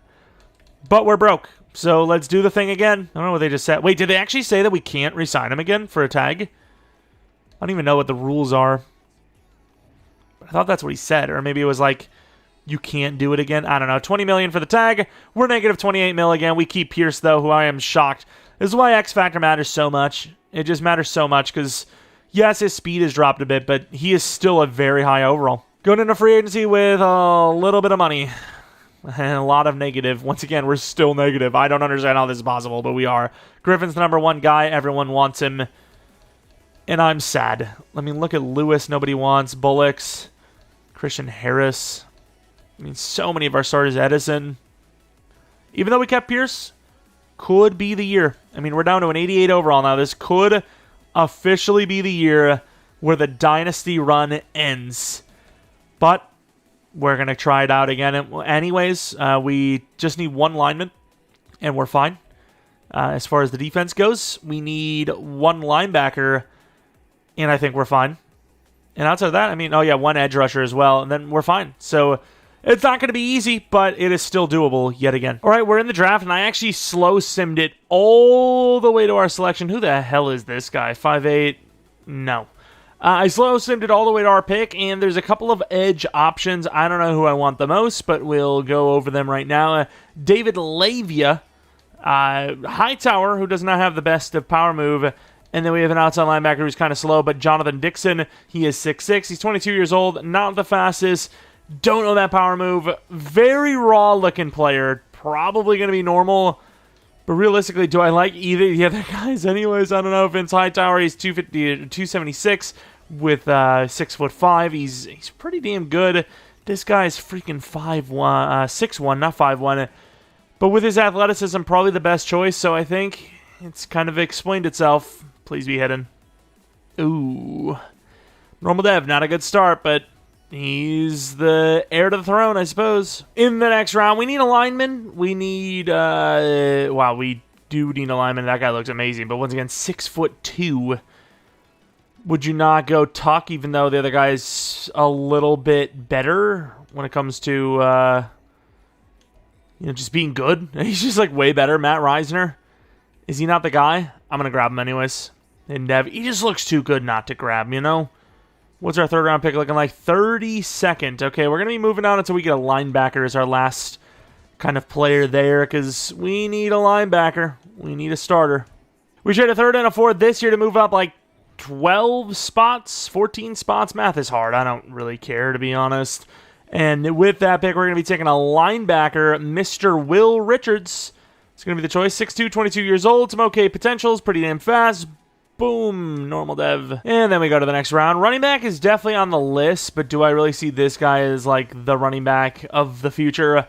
Maybe. I mean, he's 22, so that's already a bad start, but he's fast, I suppose. Wide receivers are really not much of a need for those right now. So, I mean, unless there's somebody that looks really great. That guy looks good, but he's not like blow my socks off type of good. So, I don't know about that. I mean, I could go Lewis. Let's go Lewis. We don't have a backup running back that's that good. Normal dev, unfortunately, but that's going to pretty much end the draft for us. That's a lie. We have a 5th round pick. I thought we had less picks this year. I don't know why, but we're fine, actually. I lied to you. Well, now we are. Now we're done after this. None of our players are there. Sheldon was 23, wasn't he? He's still fast. I don't care. Normal dev, fast as hell. Even if it's a position we don't need, I'm going to go for them. More negative than ever. Looking at our overalls, 75, 75, 71, 71, 68. Lavia, I've got to see the guys that we could have had, but he is the starter. 81 finesse is pretty high in fairness. Reisner, I mean, is he a left tackle at 6'2"? I don't know, but I'm curious to see the dev. Really curious to see that dev, which is any superstars for once, is not superstar. Sweet. And then middle linebacker, Richards. No choice but to start him. He's a left out we need, right out we need. I can't remember. We're going to start him. We have no choice. And I have literally, we actually probably could save like another 1 mil by releasing someone because we'll be at 54 players. I literally restructured every single player just to be able to afford a kicker because we didn't have one. We barely afforded one. And it's probably going to hurt us hardcore soon enough. Either way, we made it happen. Season 6, and the team is barely being held together. The offensive line is just a makeshift line of a bunch of players playing positions they weren't even originally drafted as. Wide receivers I worry about because age has got to be catching up soon. 29 for Rudolph. Ford's got to be around that as well, which I suppose isn't actually terrible. If they can actually get to X Factor, maybe that'll be the route to save some money, is if one of them needs a contract, we let them go. Because, I mean, they've not even really got to 1,000 yards very often, but I'm not changing that scheme because it's gotten a Super Bowl win after Super Bowl win. Defensively, obviously, a new linebacker, a new right end, new DT. We have dropped off significantly. We're now down to an 88 overall. Are we still the team that's capable of winning another Super Bowl? I don't know. And there he is, star dev after starting as a normal, only 5k XP, but hey, at least he's not normal dev anymore. Oh, okay, that's not good. Okay, so this is what we were talking about with CJ Stroud, though. How much does he want per year? 61 mil. That's still very high, but it was less than the 75 mil he was asking for previously. Safeties, we can't afford them. We are in a situation where we can finally kind of make the decisions to not be negative in money for the rest of our lives. So, with that being said, obviously you pay Stroud, which will put us back how far? 115 mil? Okay, I mean, we can live with that. I mean, at what point is he like, hey, why not do one of these? This is a little bit of a drop-off, but, I mean, can we not do like a 7? No, let's not do that. 5-year, 295? Okay. 58, was it 58 per? 59 mil per? I'm down. Clayton, I would love to see him as a superstar X Factor, but 2-year, 48? Boom. 95 mil left. We could pay the safety, but I'm not going to. Pierce apparently is never retired. 1 year, 15.5 is less than the freaking tag. Doug Harris, he's cheap, so we're going to go with a 4-year, $24 million deal. We finally have money. I could have a tear to my eye. I could. Of course, some pretty decent backups here as well. Toll, I've seen him a couple of times. I don't even know if he's that good of a pass rusher, but at that price, I'd keep him as a backup. Why not? And then if O'Leary, he was like a cheap kind of kicker that we, had no choice but to grab. If he's good, I mean, I'll give him another chance. Why the hell not? What else do we got? No. I wanted to see if Toll was actually good. He's probably going to get a contract even if he's ass, but he's not bad. He'll get a contract, and we'll have 70 mil left, and I don't care. I'm not paying the safety. I just don't care. I do not want to be in the hole again. Unless he takes this. I love this team, but this deal is just right. It's really not. It's like $15 million per over 4 years is actually really good.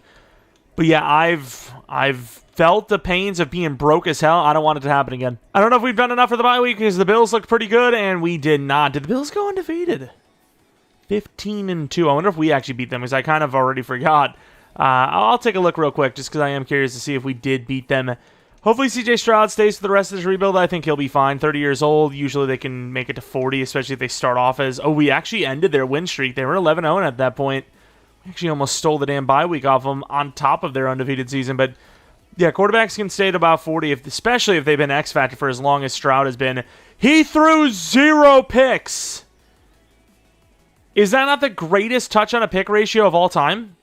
And will never be broken? 31 to 0.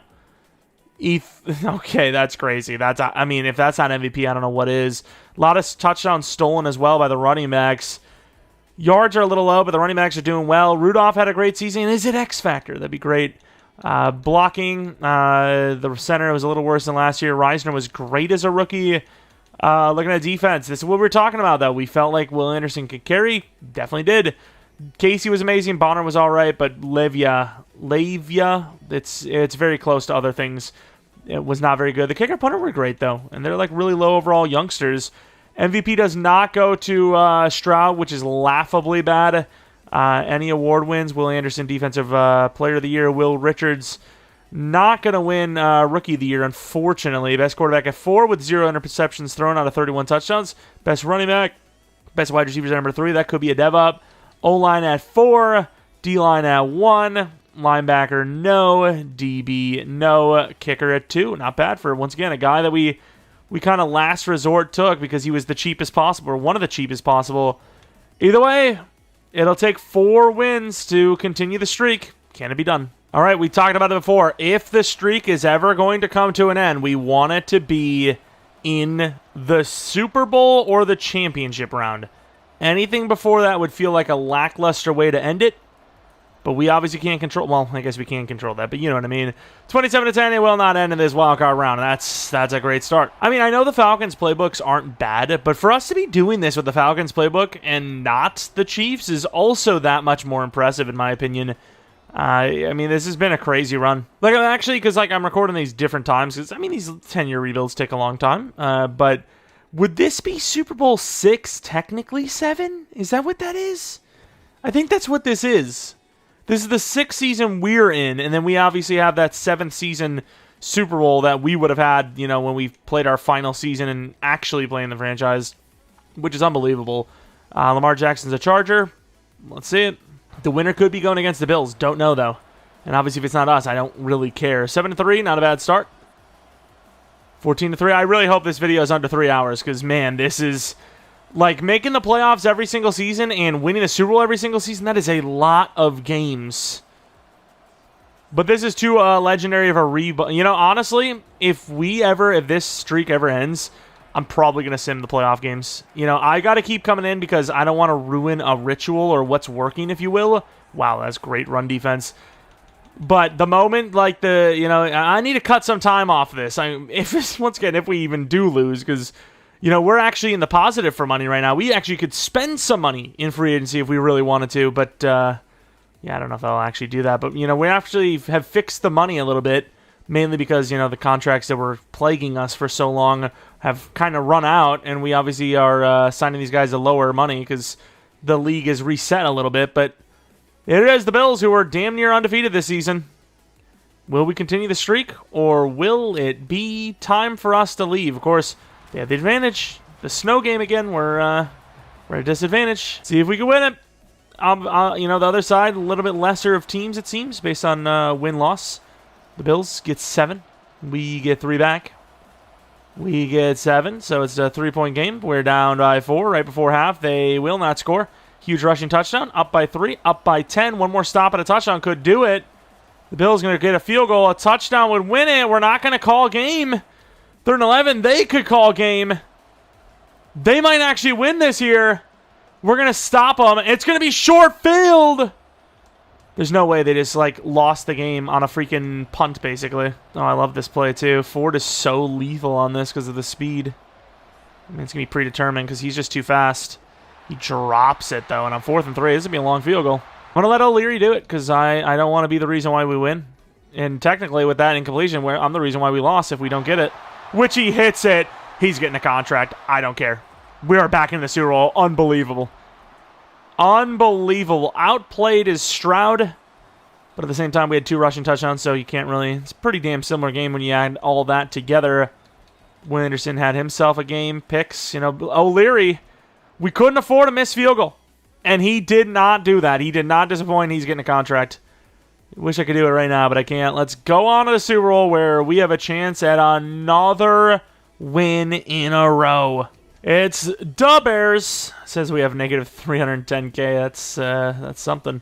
Let's actually take a look at if we had any DevOps. Please, Rudolph. It'd be great. It'd be so clutch. Yes! That is huge. That is huge. That's the response I always get when I take my pants down. But that is awesome. X Factor, Rudolph. At 29, about to be 30 years old. That will extend his career to potentially the rest of this rebuild. It really could. And I really hope Ford can join him next season. Looking at the defense, I do not see a dev up. Richards actually was normal dev, right? So other than Richards, no dev ups, but that's fine. Rudolph, the wide receivers, all just huge. We needed dev ups for those wide receivers. We got one. Just one more for Ford, and we're in a good spot. Here it is to continue the streak. Going to the end of the game, Chicago looks like they're the ones with the ball. They get a field goal to start. We get a touchdown to bounce back. Another touchdown, 14-3. Field goal for Chicago. Another field goal for us, 11-point game, 24-6, and the streak is going to continue with a complete blowout of 41-12. I can't believe this. This rebuild will never be beat. It will never be beat. Usually when we do rebuilds of franchise teams they do pretty well, 3-4 Super Bowls maybe. This will be the greatest rebuild on this channel's history. It just will never be beaten. I don't know how you could ever beat it. Harper got destroyed. Once again, I still think the moment Pierce is gone is the moment our streak ends, but so far, Pierce is defying odds and sticking around. I have a running back XP lower than I normally would. Normally I'd have it at 160, 170 because I want running backs to actually develop. We could probably look across the league and most running backs just aren't developed because of it. But I have it lower like that because I feel like it's unfair that Pierce is still here. I really do. 136 running back XP. I have Stroud lower because I feel like it's unfair that he's getting so many extra upgrade points. He'll never regress. He'll play to freaking 42 at this rate. But, I mean, just to show you the perspective, I imagine these running backs are going to be pretty low. Yeah, we have a 99, we have a 99, we have a 98, which obviously, these two are probably a little bit lower. It's just morale. And then they all drop off to, way lower than that. So imagine we actually had it 160, 170, which is where I would like to have it, so running backs aren't all, under 90 overall, because you need to be 90-plus, basically, to have a good season. Pierce would never retire. He would literally retire at 35, 36, but... He's going to continue going as, I don't even know what overall. Of course, let's take a look at our, at this point, I kind of do have a horse in the race because I want this to never end, technically. Which is unbelievable. I mean, it's just continuously going. Unless we have the Chiefs scheme on, maybe we had to fill an offensive coordinator and it changed. But I haven't changed it since the beginning. This is what I've been running, and it's worked out. This has been crazy. This has been a ridiculous one. Literally, the NFL would probably have to shut down. They would have to rig it, if it's not already rigged, for this team to lose because the viewership would be gone. You went 3 or 4 in a row, you're like, okay, that is still crazy. This NFL is still boring as hell. 3 to 4 Super Bowl wins in a row. We're up to 7 now. Now it's okay, dude, what are we doing? Come on. There's no point in even watching anymore because no one can beat that legacy. But it is nice, I will admit, it is nice that we actually have money for once.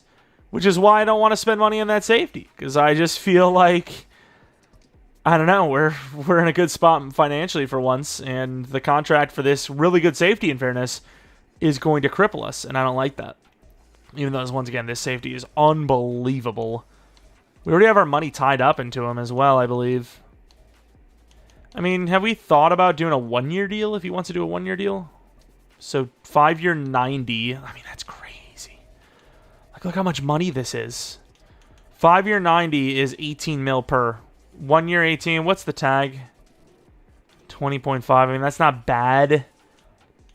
But yeah, I mean, that is costly. Leary, if we can keep him, I'm going to go for a 3-year deal.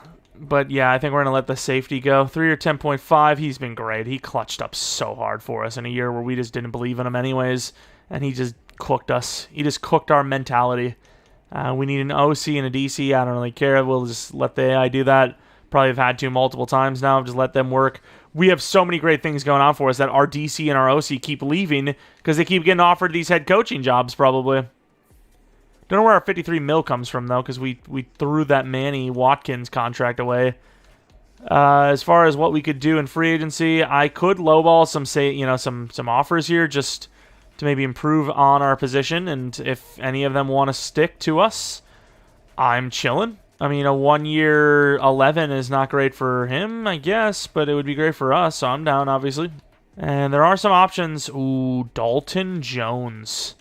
Because if you're going to be paying linemen in the future anyways, a 25-year-old superstar only asking for 10 mil per sounds like a great deal. Yeah, Darisaw, see you later. You're being greedy. I want to get Dalton Jones. I want to sign him to a 7-year deal worth like 10 mil per year. 7-year 80 is crazy. Oh, please, Cowboys. Don't do it. You don't need him. Stop. Leave him be. Let him join a team that's actually winning. Yes, I bumped the offer a little bit. 7-year, I think it was 87.5. That's a win. For his age, I mean, he's going to be here till he's 32. And he's already an 84 overall. And he's a superstar. That is a steal of a contract. We toughed it through the tough waters of poverty. And now we are kings again. And Pierce is regressing pretty hard. He's a 92 overall now, but that's still really good. Oh my god. Devin Singletary with trucking and juke ability. I guess he already has juke ability, but you know what I mean. Look at him. 7 Super Bowl wins. Another 2,000 legacy. 7 straight Super Bowl wins is unbelievable. But yeah, looking at the draft. Safety. Probably corner because Stingley's getting up there. DT because I don't like Bonner's development. And we're always looking for O-lineman / running back. Back to 32 again. You gotta love it. You just gotta love it. We have a lot of safeties. There's a lot of 1-2s, a lot of 2-3s. I'm down to take whoever. I don't really feel a force needed to, trade up for one. I'd rather just sit where we're at. Also, this running back moved up to number 1, or not number 1, but a 1-2 projection. He's insanely athletic, but outside of, receiving ability, he does look a little mid. I can't lie. We really need a new running back, though. Pierce is literally, this is his final season, I think. Once and for all. I think this is his final season. We have some DT types, which are good, but I think safety is our biggest need, and we've done a really good job of drafting these safeties, so I think it's going to be between Mr. Stockton, Mr. Drake, and then potentially waiting on one of the other guys, if not, Blanton. So I'm going to quickly look through all these players and once and for all tell you who I think is the best of the bunch. It's going to be Drake. He's got pretty good athleticism. He is a B-man and B-zone. We're going to take him. I draft safeties so terribly. They turn out good, but they all suck. Well, they don't suck. You know what I mean. They're all normal dev most of the time. Of all the safety options I had there, too, and we land another normal type. Any sneaky players? Hansen looks like a pretty good guard. Could use a lineman. I don't think we're that desperate for one, though. Winslow didn't really get to scout him. Kelly looks amazing, but unfortunately for Kelly, that is a nose tackle, which we don't really need. And the 6'5 corner still there. I'm going to take a look at Barkley real quick, but I might actually take that corner. Not really for now, but for the future. We're going to need corner soon enough, and this guy could be one of those superstar types. If not, this is a really terrible draft for us.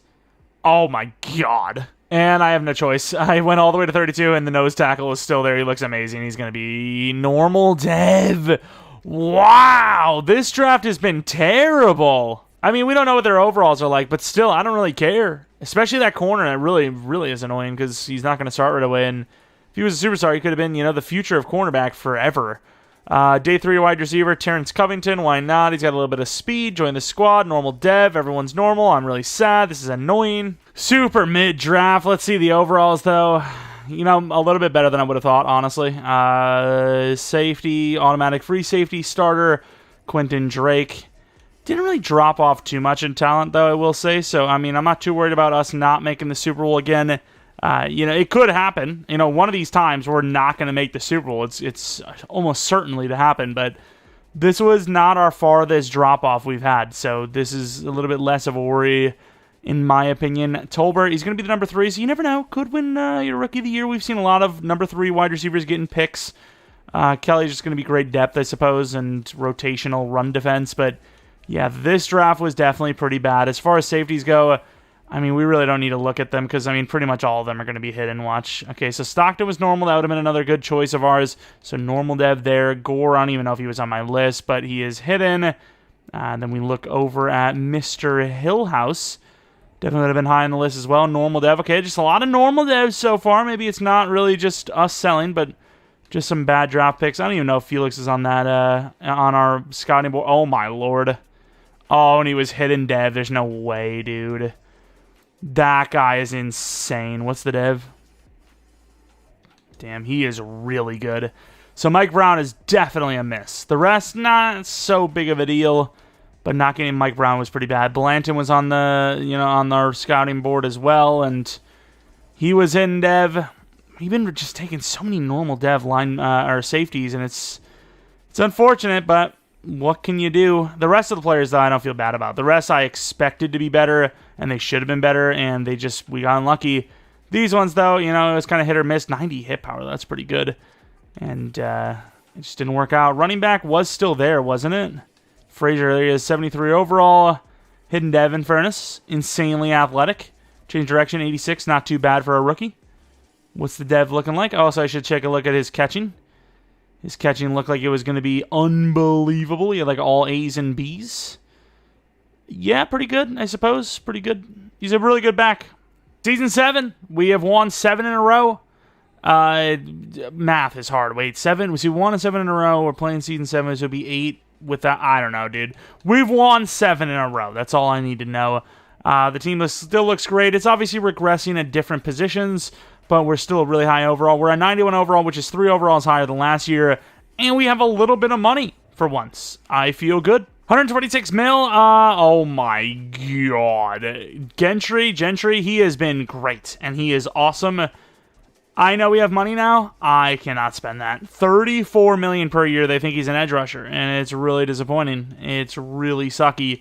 Could still get a tag on him, though, so I'm not going to completely throw out the possibility of him returning, but there's no way I would pay more than even 25 mil. 25 mil is a lot, but yeah, I would never pay that much. Rudolph, this is a lot of money as well, but apparently that's the market, and I don't want to lose my X-Factor wide receiver. That's crazy that he wants more than that. That is insane. Jefferson, of course, we will pay because the contract's great. I mean, the money's right. Boom. I shouldn't even have offered that much. We could have actually saved some money taking that off. Ford, I would like to do a 2-year because he's superstar, not X-Factor. And he said there's a lot of words there. I don't know what he said.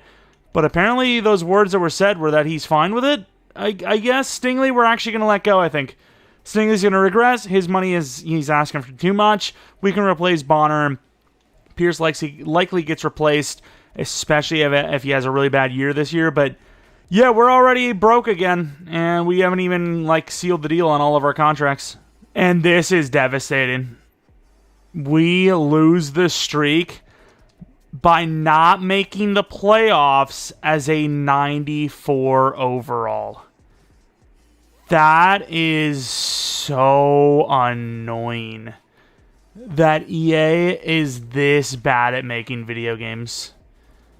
That is so annoying that we lose the streak, not because we lost in the playoffs to a superior team or a team that just had a better Sunday than us, Saturday maybe even. but that we miss the playoffs, which there's 7 spots per conference. It's half the damn teams just about. As a 94 overall team, that is so annoying and honestly pathetic. And I guess I'll show you the win-loss, even though I have no reason at all to lose these games. If anything, I have a reason to force win these games. And honestly, I was half tempted to do it. I really was, and just say, hey, you know what? This is bullcrap. Why are we losing these games? We have won how many Super Bowls in a row, and all of a sudden we decide to stop winning games in the regular season. And then, you know, if we lose in the playoffs, whatever. But no, I just laid down the law. Quarterback, same as usual, pretty much. Running back, same as usual, if not better, as of late. Wide receivers, pretty much the same. Offensive line, basically the same. D-line, Will Anderson was a little bit worse, and Levia was better. Where were we this much worse than we were before? Was that the rookie? Please tell me that was the rookie. Tell me you won Rookie of the Year. Make, I re-signed Stingley for one more year, by the way. Make that selection feel a little bit better. I don't know how. I don't know. Wait, it must not have been him then. It must have been someone else. I thought it was Tolbert, but it wasn't. I don't know how that is how the streak ends, but apparently it is. I cannot do anything about it. I am just a spectator. The 7+ Super Bowl win streak ends by not even making the playoffs. Wow. Cowboys versus the Dolphins. Once again, I am beyond disappointed. 7 straight Super Bowl wins, 6 in this actual rebuild where we're, actually in a rebuild mode, but probably never going to be beaten by us. I don't see us ever doing better than that. Pierce maybe gets 1 more year. I can't believe we paid Rudolph, though, a 4-year 150 something. It was $37 million per year, which is ridiculous, but it was something around that money. Richards is a superstar. Stingley's regressed a little bit, but still worthy of starting, obviously. And we're going to lose Gentry. Gentry, I don't care. I'm glad he's going to be gone, so I don't have to missay his name. I would say it's Gentry. Gentry, I don't know, dude. It could literally be either one. Let's take a look at any retirements we might have had. Some mentors. I would be so mad if I was seen in Sweat, though. I think Sweat probably did win a Super Bowl with us anyways, but all of these Super Bowls in a year, you're like, oh, this is a freebie Super Bowl. I'm going to join them. They've been winning it forever. And then we lose. Don't even make the playoffs. That would be so devastating. 5-year option for Casey? Nah. Bonner? No. I think we just replace him. Pierce, at that price, I'm willing to keep him because he's just been so good for us. I should have played a little bit more than that because, honestly, if he would have declined it, would have been kind of hopeful that he just signs in free agency. So $21 million left. We're losing the linebacker. We're losing DT2, which I think is fun. All right, pick 8 overall, and I suspect number 1 overall is going to be this wide receiver I seen. I really want him myself, as Ford is looking like a regression candidate. Looks really good. Don't know if he's generational, but looks really, really good. I would be willing to take him. I don't think I can make the trade up, and even if I could, I don't know if I will. If he's there at 3, I'll trade up for him, but I highly doubt he even makes it past the Patriots, which he will not. I did not really have that high of a selection kind of preemptive here at pick 8.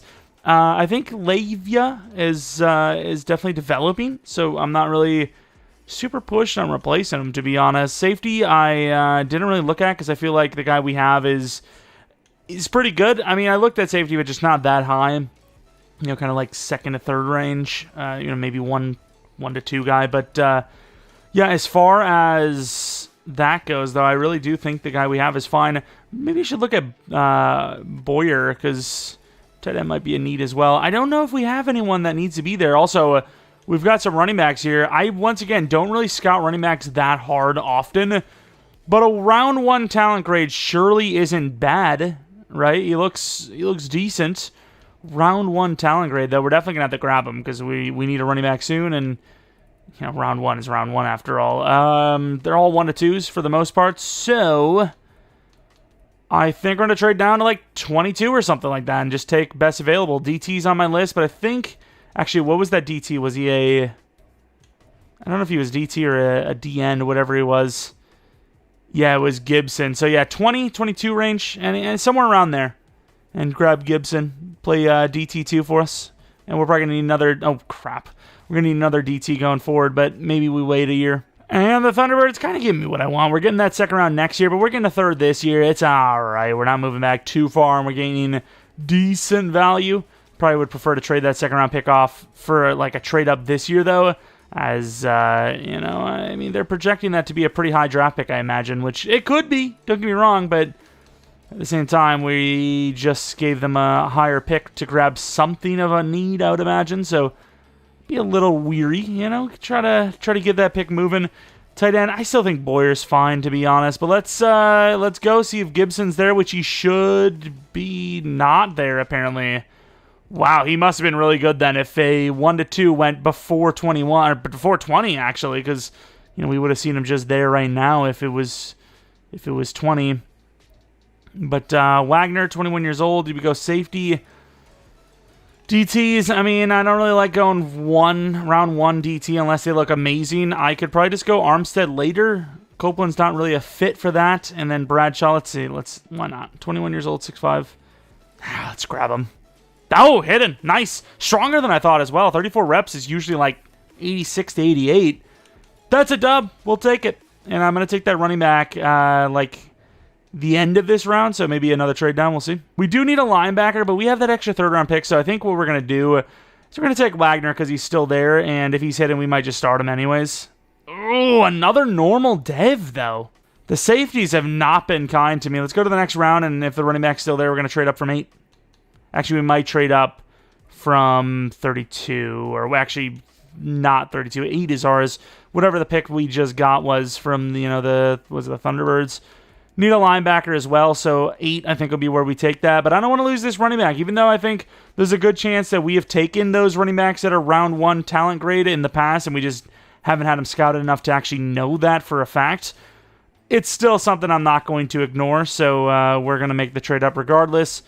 85 and 104 is pretty lucrative. Yeah, they'll take it. That's not a bad trade for them. It's a decently late third and an early fourth, which I think adds up to pick 1 in the third round. Makes sense. And with that, we're going to be taking Monty McKenzie. The left side saying he's not actually that fast, but we're hoping for near 90 speed if possible. 90 speed, 90 XL, but normal dev. So if they're round 1 grade, you should be seeing 75 plus overall. That's all I'm saying. Move on to 8. If there's a linebacker there, we're going to take him, which I imagine there will be. O-line's fine still for another season. Not my favorite draft in the world, but especially if we land a decent linebacker here, I'll be happy about it. And honestly, Townsend, he's 21 years old. He's athletic as hell. That's all I really need to know. Hidden dev as well. I mean, he is really athletic. I ain't gonna lie. I could lie, but I ain't going to. 6'6" bum wide receiver, because why the hell not? Normal dev. Insane change of direction. I mean, Marquise Donaldson, he's back. The money is dwindling. The draft picks were okay, but they weren't amazing. The running back is a 76 overall, so kind of checks out with that round 1 grade. Bradshaw's the new DT2 with hidden dev. He's a good block shedder, not that good at power move or finesse, which usually is actually some of my best pass rushers for some reason. I don't know what it is. Maybe block shed actually does play a big factor in shedding blocks to get to the quarterback. Jumps to a 76 overall DT, though. We see that all the time. Townsend was the only other hidden dev, so kind of the only other guy that kind of matters here. Very, very raw, but 21 years old with all that speed. You never know what the dev is. We've been really unlucky lately with just stars, but I was about to say, maybe one of these times it'll be an X factor. Not today, not even a superstar, and that's kind of it, right? Let's, I guess, take a look at Wagner. We at least have some depth at safety, even if he doesn't start. He's a hybrid type, which disgusts me. And then McKenzie is 22 years old. Could he be the starter next year? Maybe. Will he be? I don't know. I really don't. Wide receiver, looking generationally. 80 overall, 6'5". Great release, great catching. Really good route running. I mean, if this isn't a generational, I'd be shocked. Juke moves up there for a guy his size as well. X Factor, question mark? He is. All right, CJ Stroud's actually been regressing a little bit. As you can see, his 11 upgrade points have turned into 7, which is a little bit of a downgrade. Boyer's obviously losing some points in overall as well. The team's still really good. It should not have ended last season. The win streak should not have ended, and it unfortunately did. Boyer is definitely regressing hard, actually. His route running's still really good. His catching's decent, but it is it's catching up with him. That age is catching up with him. 4 to catching, 5 to catching traffic. Don't know what his contract looks like. I think he might even need one this upcoming season, so probably looking to replace him, believe it or not. Running back, we still probably want to get a new one.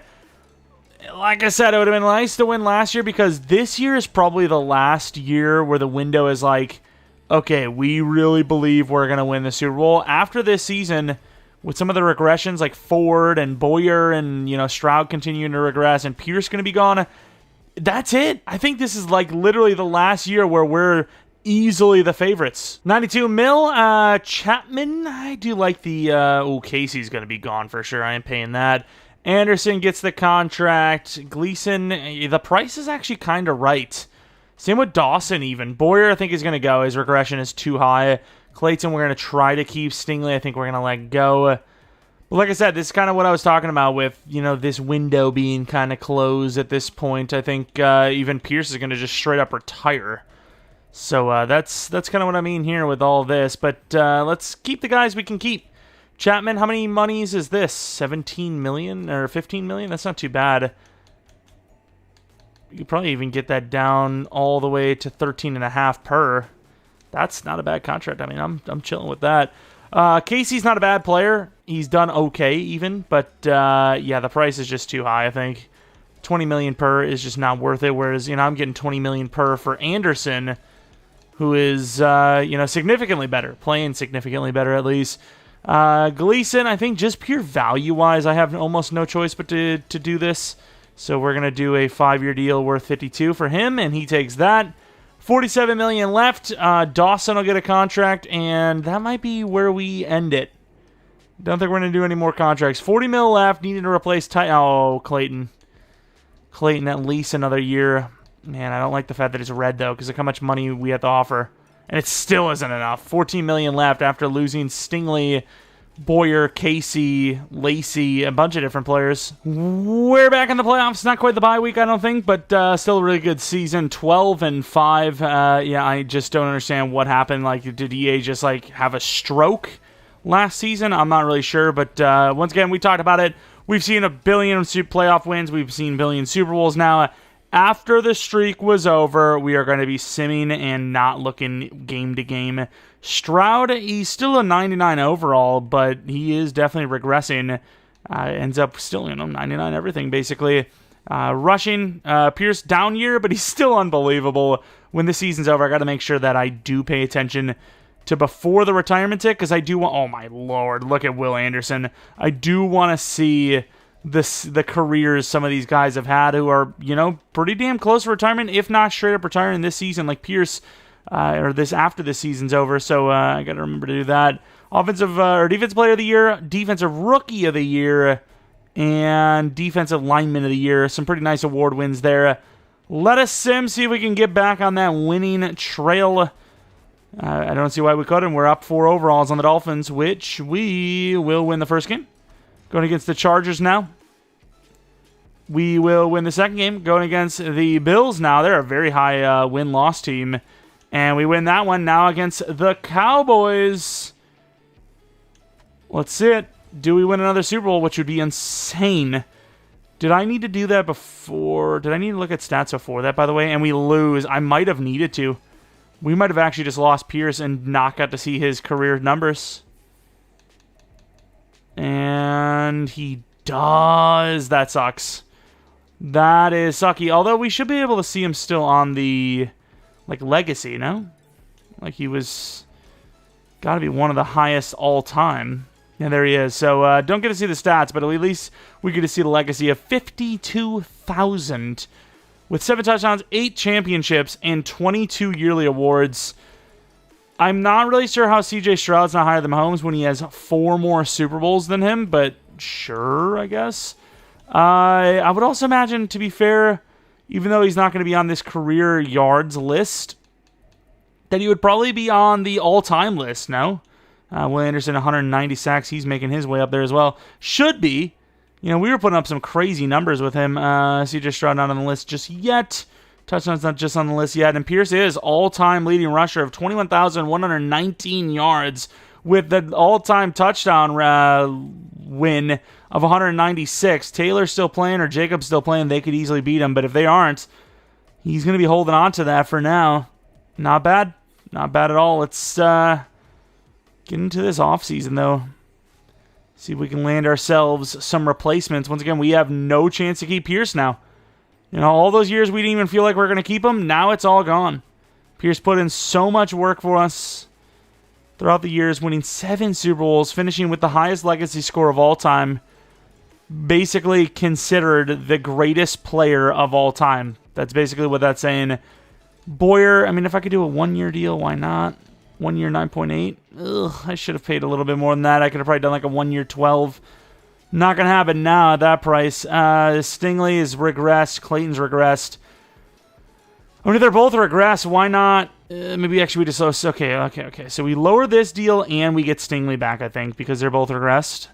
Let's do a 1 year, 16 for Clayton and then something a little bit less for Stingley, obviously. 1 year, 16, I think, should do the job. And it will hopefully do it. 1 year, 16 takes the deal. We have 12 mil left. Maybe we don't get Stingley. If we do, it's like right up against it. Yeah, I don't think that's going to happen. 1 year, 11. Yeah, there goes Stingley. Money's still not like our super friend. It's not as bad as it once was, but it's not our friend still. So Stingley has 8 offers. Boyer has a few. Wait, why can't I... I mean, I guess it doesn't really matter anyway. It's kind of glitching out, though, but it's saying we're, like, broke as hell. I'm not really sure what's going on here. It's like the AI is automatically putting contracts up for us or something. Okay, it's fixed now, but that was kind of weird. Boyer, I mean, I'd be willing to do a 1 year, 11, just to get him back, just so I don't have to start somebody that's not that great of an overall. Oh, I could probably do a little bit less than a 1 year, 11 then. I'll just do a 1 year, 10, why not? 1 year, 10... I think that's what we offered, right? I'm going to be kind of pissed off if we didn't. I'm pretty sure I changed it to 1 year. And, yeah, I mean, that's really where we stand. Adrian Lane's still around, by the way. That's kind of cool. But, yeah, let's hopefully get Boyer back. And we do. 1 year, 10. So we need a new corner, which isn't the hardest to draft. Not seeing the best of corner classes lately, but we'll see what we can do. And, yeah, it's really just corner. Pick 31 with a bunch of different needs. DT's obviously up there, but I could probably just take Bradshaw on the 3rd and hope that he's hidden dev. Linebacker, I don't think he's actually on there, but obviously I always look at linebackers. Owens is like our best bet at corner, which is not saying much, but that's probably our best bet. Oh, the wide receiver Jared Hooker, I completely forgot about him. Oh, he looks so good, though. B medium, B release. We really need a wide receiver going forward. I'm going to take Jared Hooker. Normal dev. I think Ford's going to be the slot anyways. I'm going to try to do what I can here to move in with the Cowboys and land that corner if possible. Don't think that corner's amazing, but I think he's good enough. I think he's going to have at least like a 74 overall, which I can live with. 63 and 95, is that good enough? I mean, it's close. 63, 95, 127.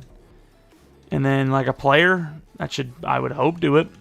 We threw in Covington, and we had to still give up a 6 2 years from now. But it will get us back into the first round, which is going to be a corner. I really hope he's hidden dev. But like I said, I just need someone young to start. That 6'5 corner's already like 24 years old now. I don't think it's going to happen. Bradshaw is going to be our late second, and that's probably going to finish our draft. So really hoping Owens looks, is as good as he looks, really athletic. Please be hidden. Yes, hidden dev. That is fine. I would really wish the wide receiver was hidden as well, but at least you got one. Can't really ask for much more than that. O-line for the future might be a need. Linebacker, potentially. Running back. The running back class looked like crap, so this choice is going to be some sort of defensive tackle, I imagine. And, Martin is still there. That A tackle's giving me things to think about. 35 bench reps versus Bradshaw, who is also 1 year younger. I think Bradshaw has a better chance of being hidden, even though he'll be a lower overall. That's my thought. And I don't know if I'm right, but it worked out.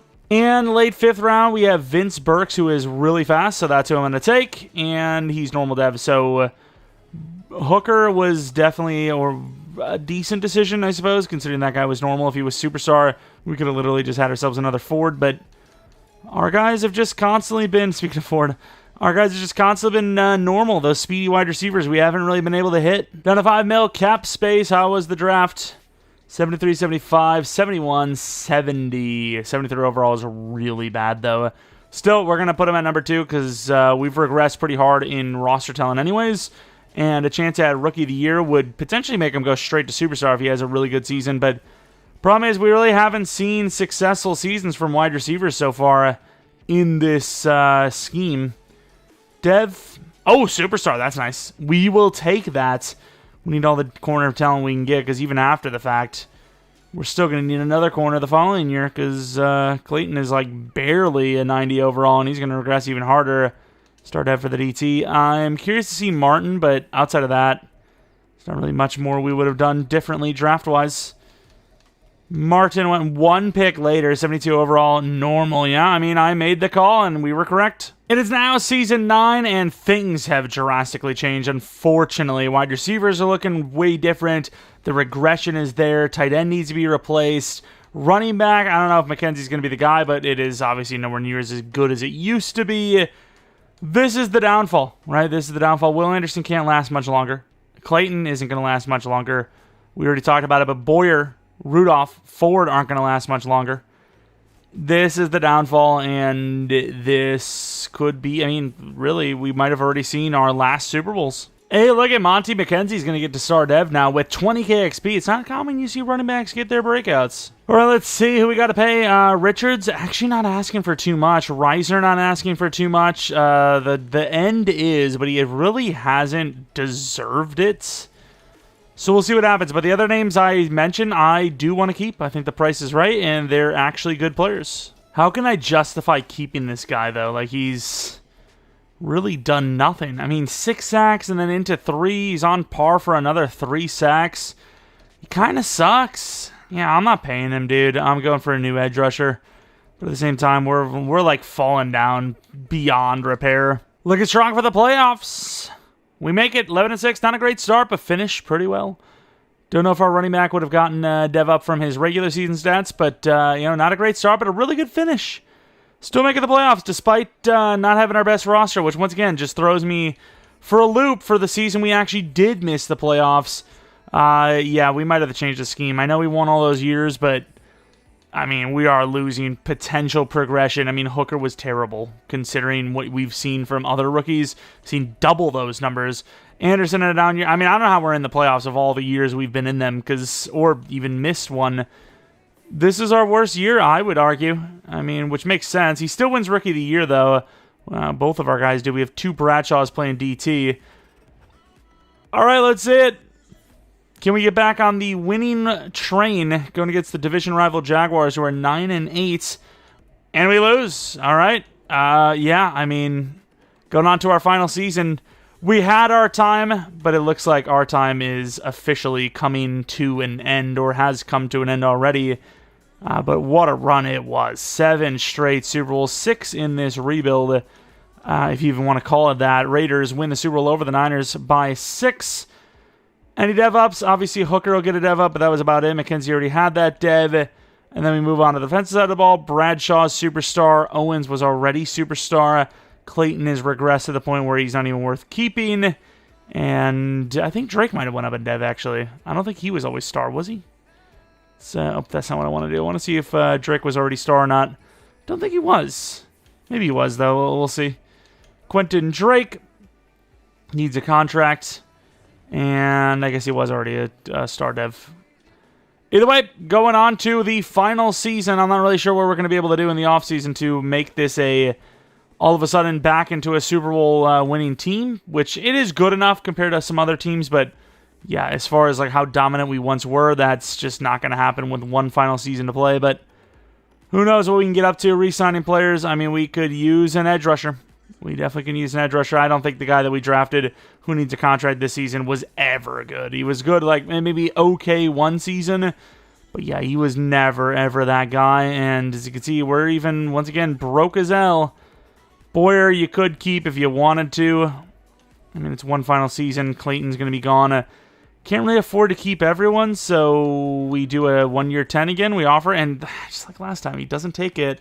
And then it ends up working out in free agency for the same price anyways. But yeah, the team has dwindled down. The regressions have hit. We're losing so much talent every single season, and it has officially caught up with us. I don't know if we're going to see another Super Bowl win, but we've seen enough as is, so it is what it is. We see Pearson is still really good overall, 91 overall, 31-year-old. I mean, you can't tell me he wasn't worth the trade for them. You just can't. You just simply can't.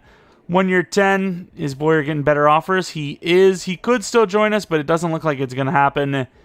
And he will unfortunately not. Let's actually take a look at where he was. 2 year, nearly 20, kind of like what he wanted. Man, we are done for. We are entering the draft with pick number 22. Edge rusher is probably, not even probably, it's definitely our biggest need. Even though I think corner is a huge issue for us, we do have 280 overall plus corners, which one of them is superstar and really young. The other one's normal, but also still kind of young. But yeah, edge rusher is biggest, without a doubt. Like we talked about, once that streak ended, though, the chance of winning a Super Bowl definitely diminished pretty hard. If we were to actually win one here, I'd be very shocked. But overall, we got to do our due diligence and finish the 10th and final season, even if it feels like it's a super long shot. And the guy I really wanted went 2 picks before us, but Daniel Neighbors looks really good too. 6'5", 251, 21 years old, pretty damn athletic. I like the finesse, I like the awareness. Please be hidden. Thank you. The last guy we took was normal. Yes, he got to star. Yes, his overall wasn't that bad, but he sucked. And I just feel like there's something to do with him being normal that caused that. It's the way I feel it. As far as tight end goes, I had a first-round tight end. Didn't feel like the value was there. We obviously need tight end just as much as we did edge, really. And, I mean, I like some of these other guys, too. Dunlap's pretty good. I think the top guy, the 3 to 4, is the fastest of the bunch, though. And I don't know why we're looking at that. I think he is probably the best bet. I don't know why some players, same position-wise, are getting different, like, not progression, but revealing. And I'm going to take him. Will Huffman, who's normal dev. Yikes. I could have maybe traded down to, like, pick 5 in the 3rd, but I just felt like it wasn't really worth it. And the other positions would be, like, linebacker, running back, maybe for the future, if we don't like the running backs we have. But overall, I don't think we actually need any of those positions. Those were just on the list. Although Northrop, if there's no competing names here, might be the choice. I do have a couple of other guards that I really don't know a lot about. I can't lie. I really do like that player, though. I like that running back. Do we take Fulcher for the future linebacker protection? 22 years old, Fulcher. Yeah, we'll take Isaiah Fulcher. Normal dev, I regret everything. And I accidentally went to next pick instead of next round. And, of course, I don't know if there's any other linemen left, but Reeves was there 1 pick before us. Okay, we do have Tiller and Ford. I don't know how good they are, but at least we have options. Jonathan Tiller, I think, is going to be my choice. 21 years old, 6'3", hidden dev. Oof. And we got a super speedy guy who was around 1 to 2, 99 speed. Even if he's like a 60 overall, 99 speed makes him easily worth a 5th round pick, let alone, all the way up to 1 first round would be kind of crazy. But yeah, I mean, I think the value is there. Here we go, the draft recap of the final draft of this rebuild. 74 overall, 72, 72, 72, 65, 67, 68, 61. Neighbors, gonna have to see that dev. Let's take a look at, so 78 finesse, pretty athletic. Does not have the swim move, which would be devastating, but luckily that doesn't really matter here, I don't think. I think we need its right end, right? Dev star, oof. I mean, he was the best option at that point. 72 overall for the tight end, Will Huffman. That is a significant drop-off with a lot less of a ceiling as well. But that's just how the cookie crumbles. Really, outside of Neighbors and Huffman, there really wasn't any starters that we drafted, so it's not really a point in looking at that. Curious to see that tight end that we could have had and didn't take. Russell was his name, 73 overall. Hidden dev to the Cardinals. I mean, he's decent, but he's not, like, amazing. But if he's higher than star, then obviously it's not a sell, because we really needed that edge rusher, but it would suck. Star dev. And, I mean, there might have been a different tight end, but it was just all, like, luck-based that our guy wasn't hidden, probably. Can't even remember the damn guy's name. Oh, Dunlap was definitely one of them. Don't remember the other one, but if we're going to look at Dunlap, I definitely remember his name. 84 speed, 75 overall, and hidden dev. I'm so stoked that we took the guy we took, because clearly he's better. Wow, that sucks. And they got him so much later than we got our guy. That is not fun. But final season anyways, you never know. Here it is, the official Season 10 roster. Things have definitely taken a turn for the worse. CJ Stroud is now 34 years old, and all of his banked upgrade points are gone, which means the regressions that he will be having soon, again, will be more permanent. As far as running back goes, it's obviously a way worse running back, but he still had 3.9 yards per carry as a youngster, so that's promising. O-line is as good as it's been in a while, which, I mean, that's usually how this thing goes. When our skill position players are still developing, O-line is actually in a great spot. Also, we did get some pretty good deals on them. Wide receiver 1 is, I mean, he's literally like on his last legs here. Rudolph is still really good, but the regressions are hitting him pretty damn hard. He just lost 2 to speed, 2 to catch, a bunch of different route running. They move on to the defensive side of the ball, where Will Anderson's dropped down to a 93 overall, and our corners suck. So, yeah, this is the dwindle. But still, 89 overall, we're one of the higher teams in the league. As long as you have, some of those skill positions on offense, quarterback, wide receiver, we still have a chance. Bit of an up and down season so far. The safety, Drake, the value is there to keep him. Harris is going to be gone. Tolbert, we can do better. And the rest are actually backups, believe it or not. This tight end's actually a backup we got in free agency. And that's really it. Blackwell returned to us. Be nice to get him a Super Bowl ring. I don't think he has one with us, because I think we lost him before we... No, he has to have had one. What the hell? He would have had to, not be here at all. I don't know how that would be possible. He's got to have at least a few. But Drake, I think the value is there. It's a really cheap contract. 5-year 30 is ridiculously cheap. And his upside is great. So 16 mil is not great, but we have most of our guys signed up. Little wavering early on, but then finished really strong. 13-4 wasn't good enough for the bye week. I'm kind of curious who actually did take it. Ravens. It's almost always the Ravens, not the Bills. We could add another bye week to finish this rebuild out strong. Can't even call it a rebuild because we won 70% of the Super Bowls. CJ Stroud, the Falcons offense, Bills defense was good enough throughout, and that's why we've been sticking with it. Receivers, though, that's the big problem, is you don't really get good numbers to develop those guys. So while it was great for, all those years where you have those already established starters, when you're trying to build up new ones, like, of course, Blackwell with 2 interceptions leading our team. Cleary was great. When you have guys like Hooker and that tight end, you can't really develop them, and that's really the big issue. Looking at a MVP, Stroud is at number 6. Black has won a lot of MVPs. There's what is the difference between him and... Okay, Stroud does have double, in fairness. I was kind of thinking he would have been caught up by now. I see that Black guy... Well, yeah, that Black guy. We got Kicker of the Year as well. But that quarterback Black, he's been the MVP or very close to it almost every single season now. Am I crazy to think? We'll take a look later because realistically, we'll have to take a look at the stats and everything soon. Beat the Chiefs, which is great. Can we beat the Dolphins? We cannot, and that is how the rebuild's going to end. Unfortunately, let's take a look at our loss there, if you will, to the Miami Dolphins. Feel like a really lackluster loss again. CJ Stroud, he might just be over the hill. McKenzie was terrible. CJ Stroud might be over the hill. I mean, he's 34, going on 35. Has the age caught up with him? Let's take a look at the Super Bowl, see who wins it, and more importantly, see how regressed CJ Stroud would be going into another season if we were to do one. Thunderbirds versus the Jaguars. Let's take a look. Is it going to be the birds? Is it going to be the land animal? I don't even know what that means, but yeah, the Thunderbirds do win. Let's take a look at those overalls. Probably not going to look too much at the actual ratings because most of these guys we don't even care about. McKenzie goes to superstar, and then Rudolph retires.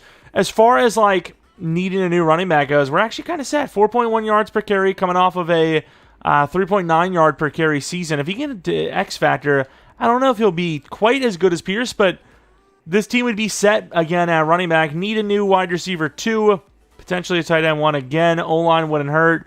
CJ Stroud, the regression, it didn't really hit him too hard. 2 to throw power, but he's still 90 plus. He is still unbelievably talented, and Will Anderson retires too. Man, this is kind of crazy. There's really, like I said, no point in even looking at these guys because a lot of them are actually on the newer side. But yeah, those are some big names for us to have lost. We end up losing, where are they? Will Anderson and Dion Rudolph, who are cornerstone pieces at 2 really important positions on this team for so long, and I mean, this team looks different. It just looks different. It's not the team we loved.